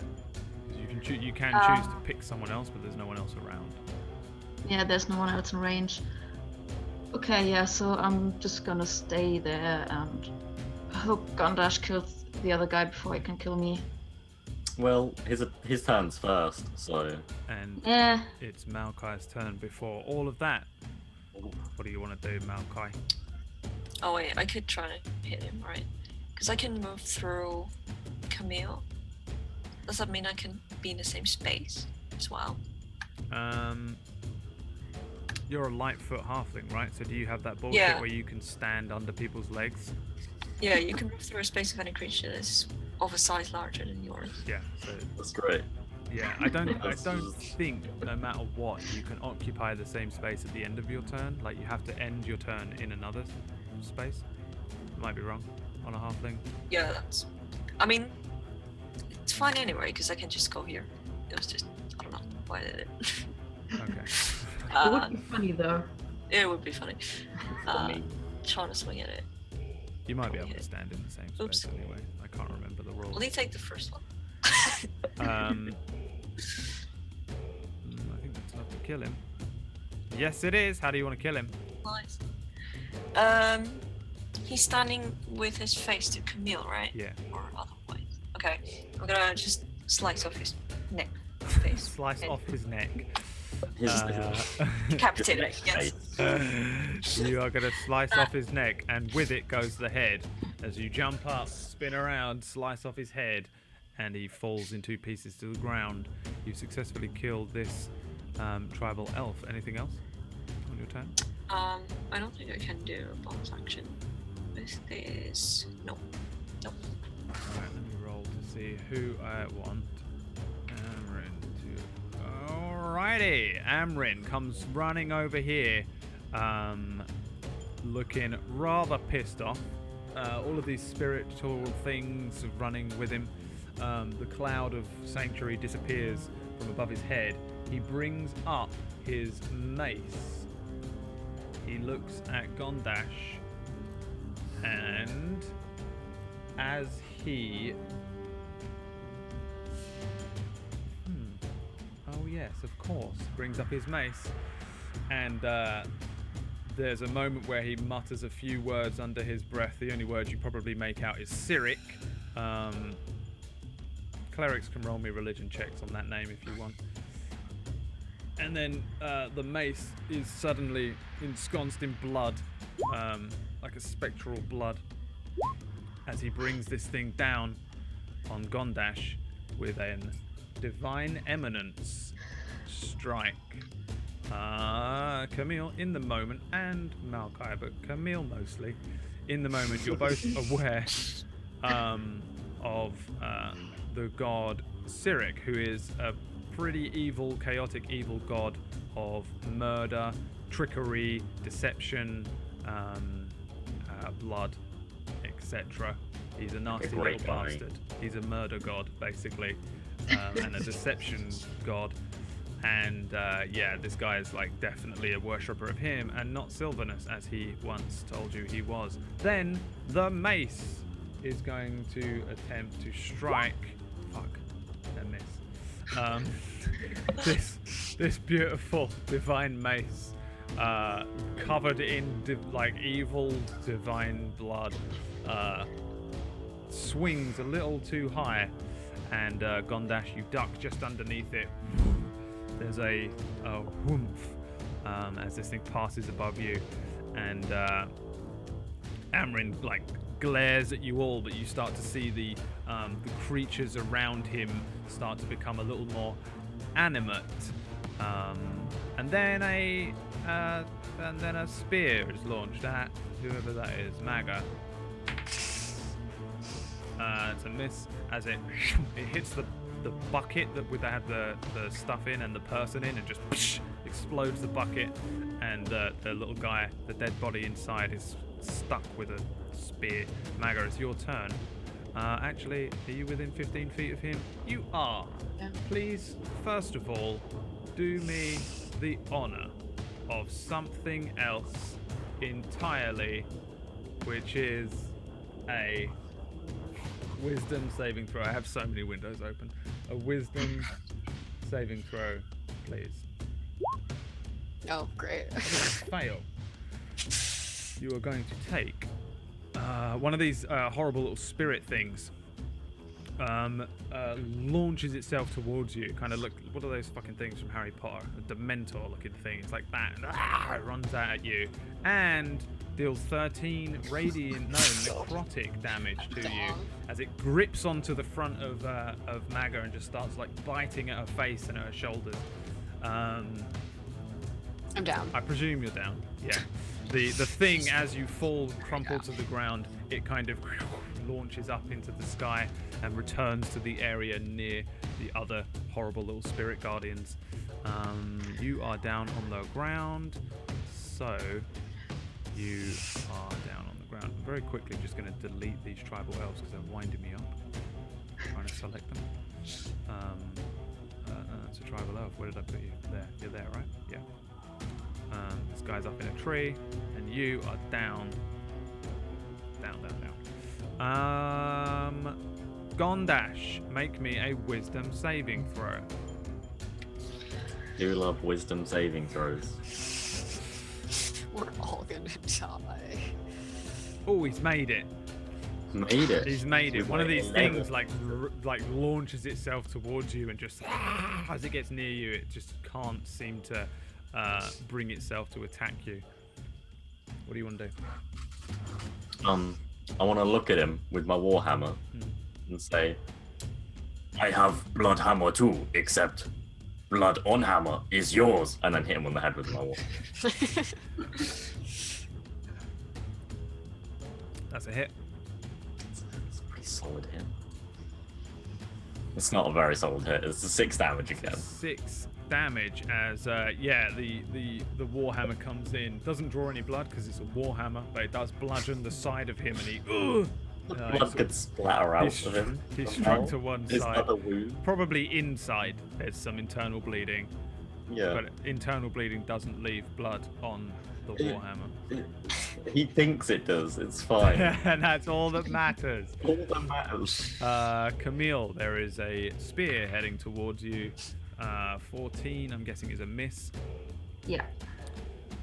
Then another spear heads towards Malkai.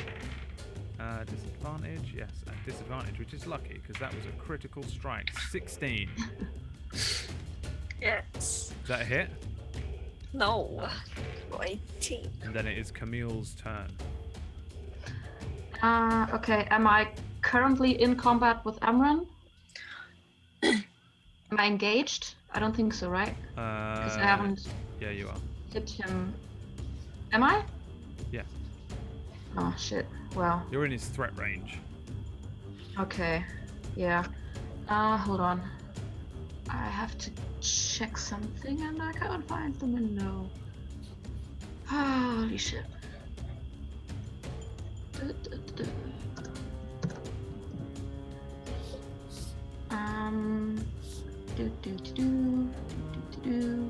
Shit.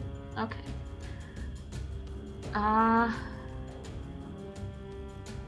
Okay, I guess I'm gonna cast. If I cast Guiding Bolt now, would that be a disadvantage because it's a ranged spell, or is it Yeah. like? It'd be disadvantage. Oh. Great, great. Well,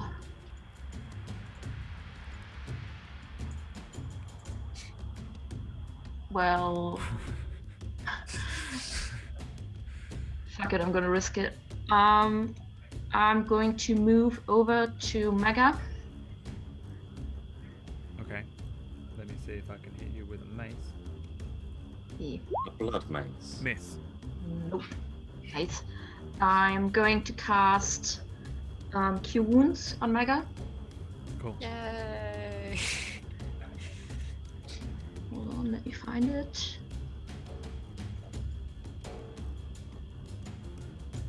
Get that. Bye. You're not doing anything.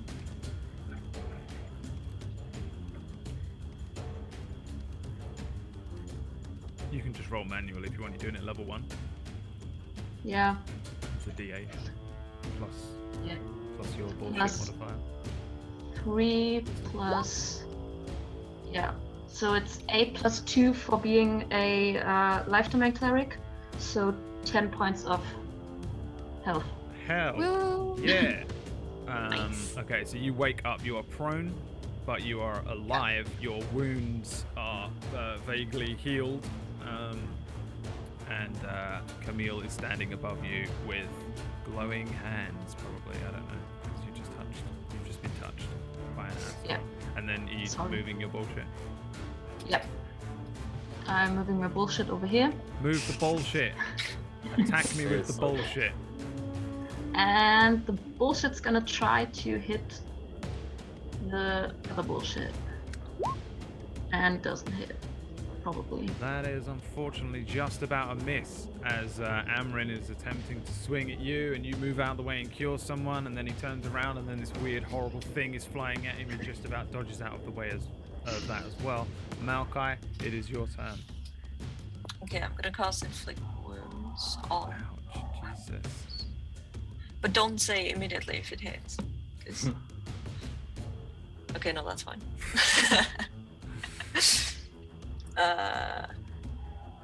Good.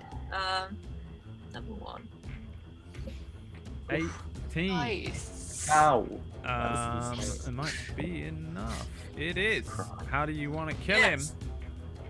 Yeah.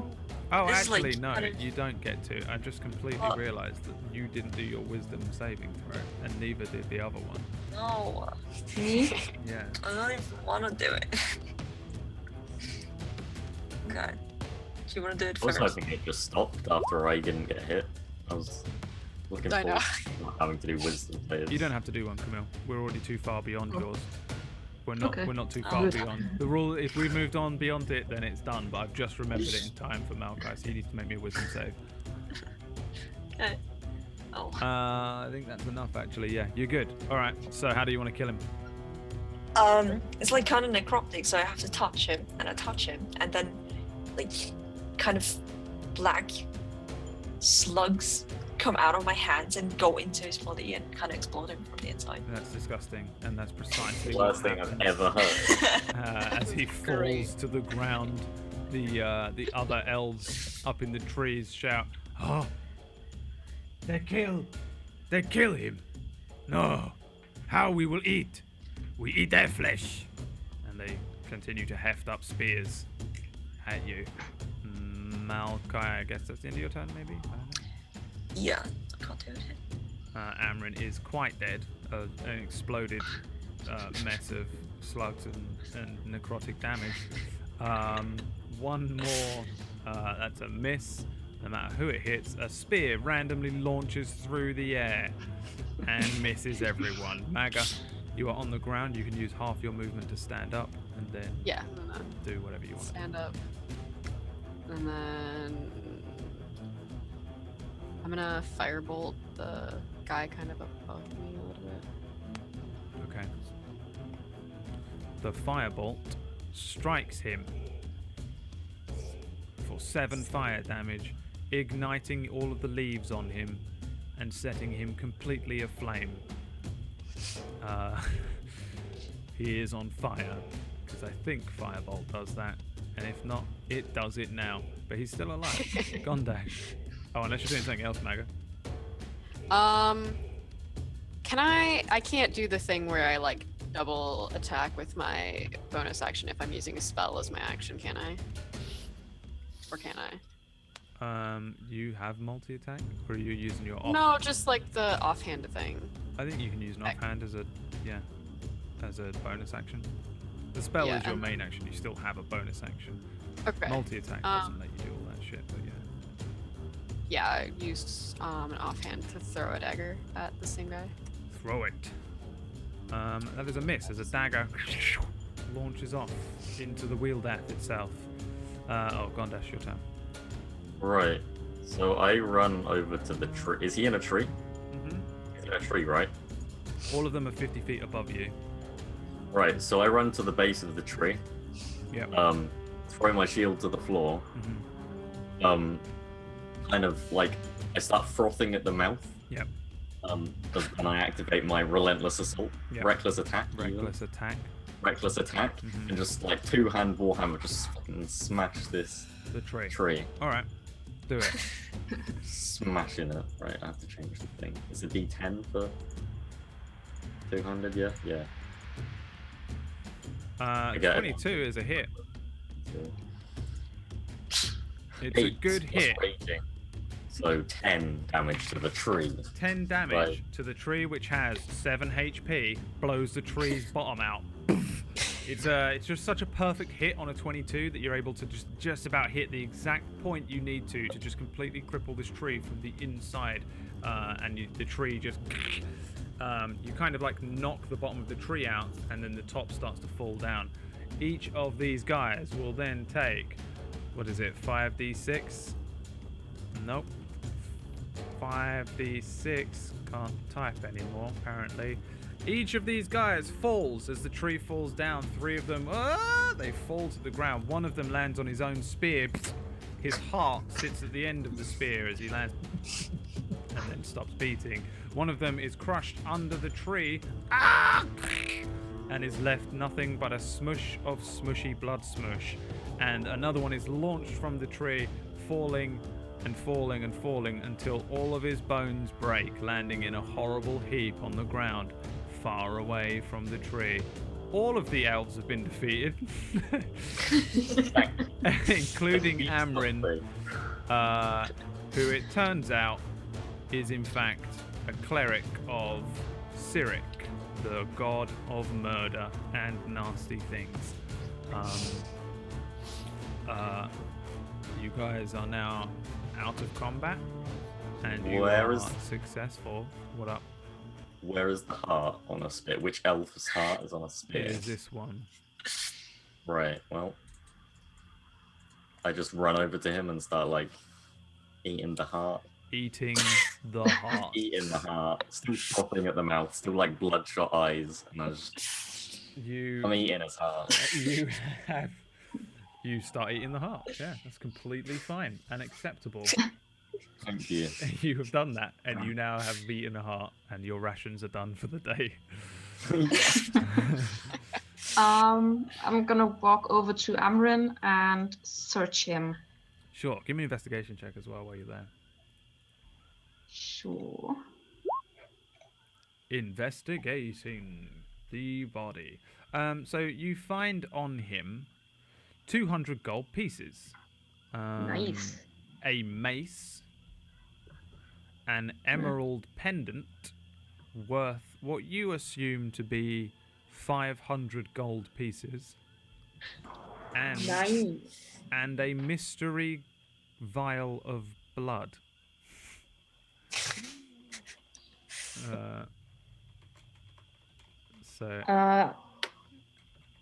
I hand the vial of blood to Mega, who's definitely the smartest person in the group, because I don't know what it is. Yeah. I know something about the pendant, probably, but not the blood.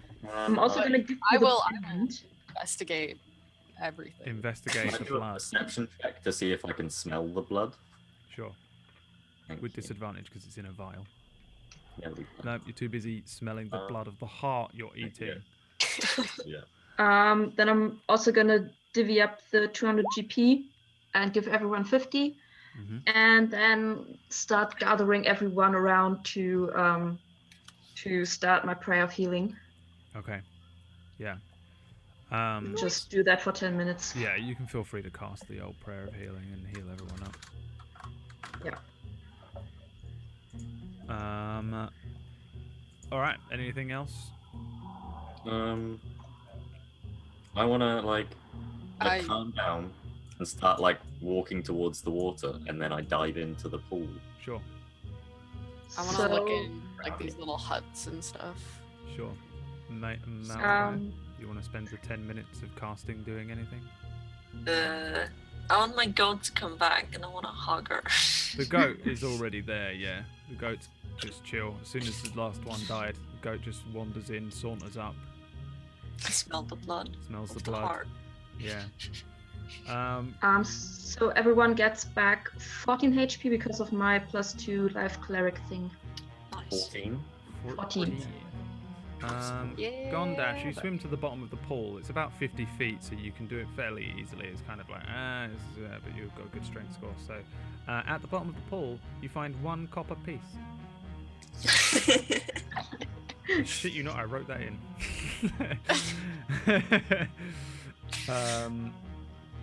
Maga, give me an investigation check. Can do. So you're like searching through these tents. Like there's a few tents around. There's actually almost nothing of worth in there. There's a few bones and sort of remains of victims, humanoid-looking victims, on one of the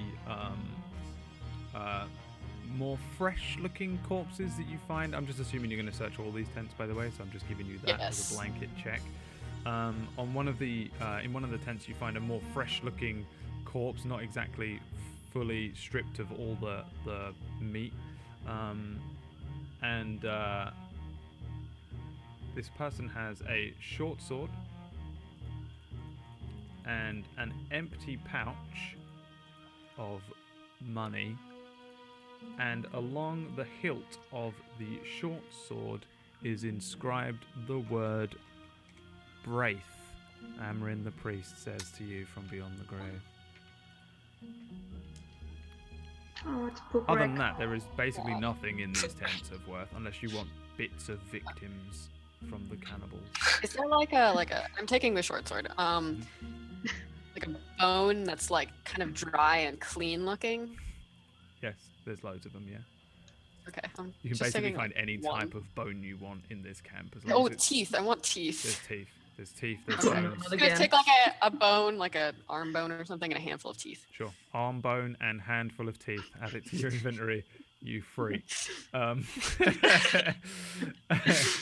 So I guess like as you guys spend some time looking around the camp, you'll work out that Amrin was in fact an evil cleric, worshipper of Cyric, and the leader of this strange tribe of elves, and he sort of lures people off the road and feeds his people with sacrificial offerings of blood and flesh to the god of deception, trickery, lies, and murder. You might as well be able to distinguish that his sort of band of followers were basically mad, either with sort of dark bloodlust, or and just kind of murderous and cannibalistic anyway, or they're just sort of desperate in their devotion to the evil god to simply eat the flesh of their victims and kill people and stuff like that. He would run off and steal street urchins and orphan children and bring them into the Wealdath and twist them to do his bidding, all in the name of the god Cyric. Anything else you guys want to do? Has anybody Mm, told me about the emerald amulet being found? Well, Camille was the one who kind of found it, but unless you were trying to hide it, Camille, I guess everyone would have seen it. no, I took it out and I'm just kind of holding it, I guess, until someone else takes it off my hand.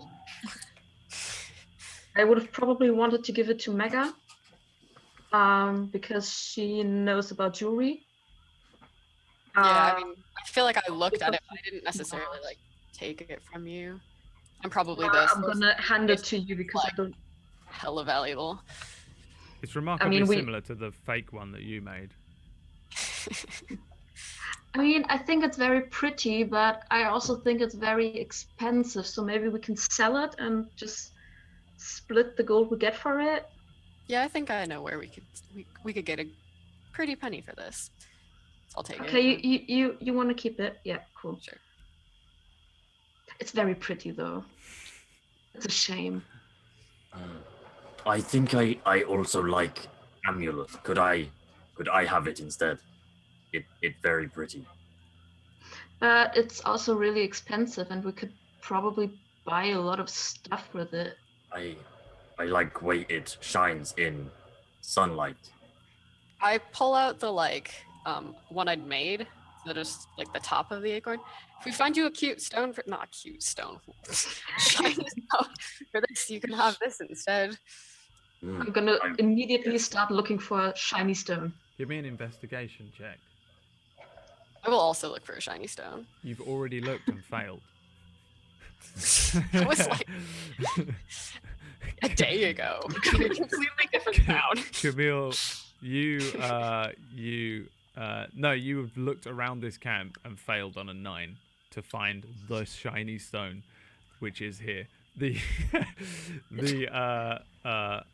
Camille starts looking in the bucket of dead man and doesn't find it and gives up. I mean, there's some shiny stuff, but it's mostly just blood covered. So Gondash and Malkai head into a tent at the same time, one which Mag had already been in, and under some of the remains of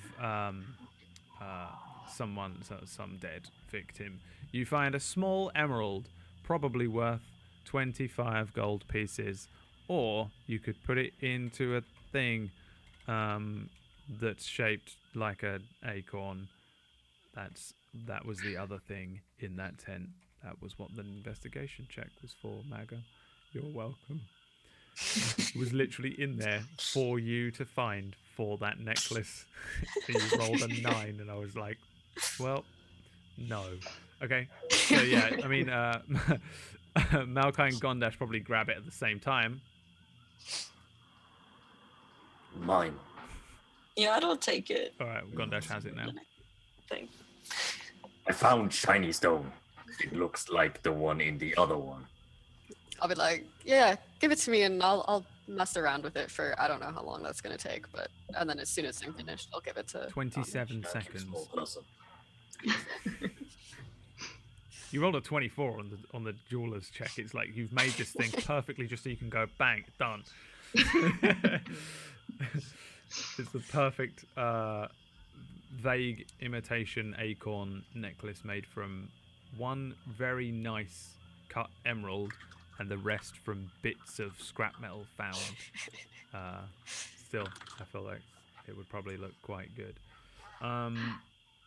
I want to go to the largest tree in the area I can find, just one with a big trunk. Sure, you can do that. And I'm going to wait. Do I actually have a knife? I don't think I have one.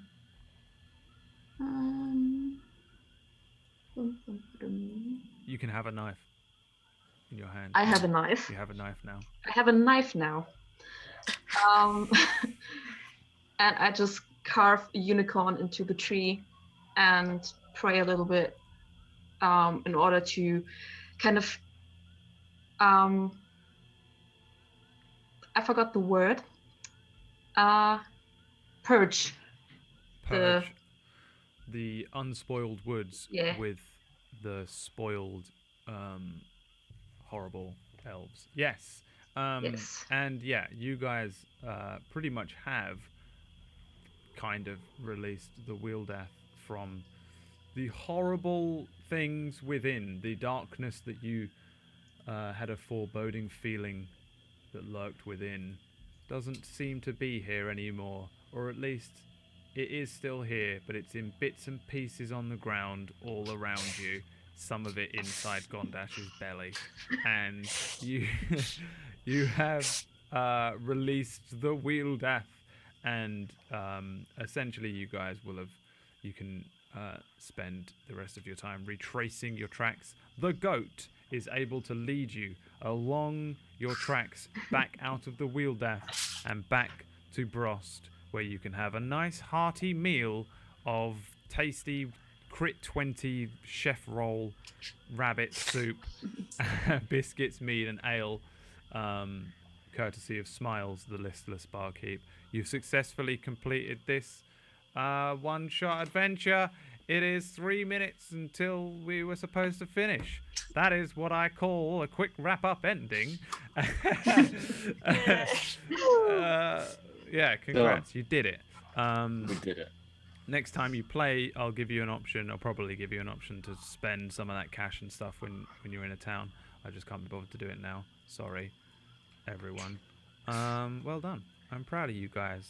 You survived. That was actually quite a difficult combat. A little bit more difficult than I thought it was, which is interesting. It was hard. It was insane, really. But you did it, and also you had 2 clerics, which didn't have to use realistically like any healing spells. So, you know, you have one. Would have appreciated one. You have 1 heal. I didn't even have one.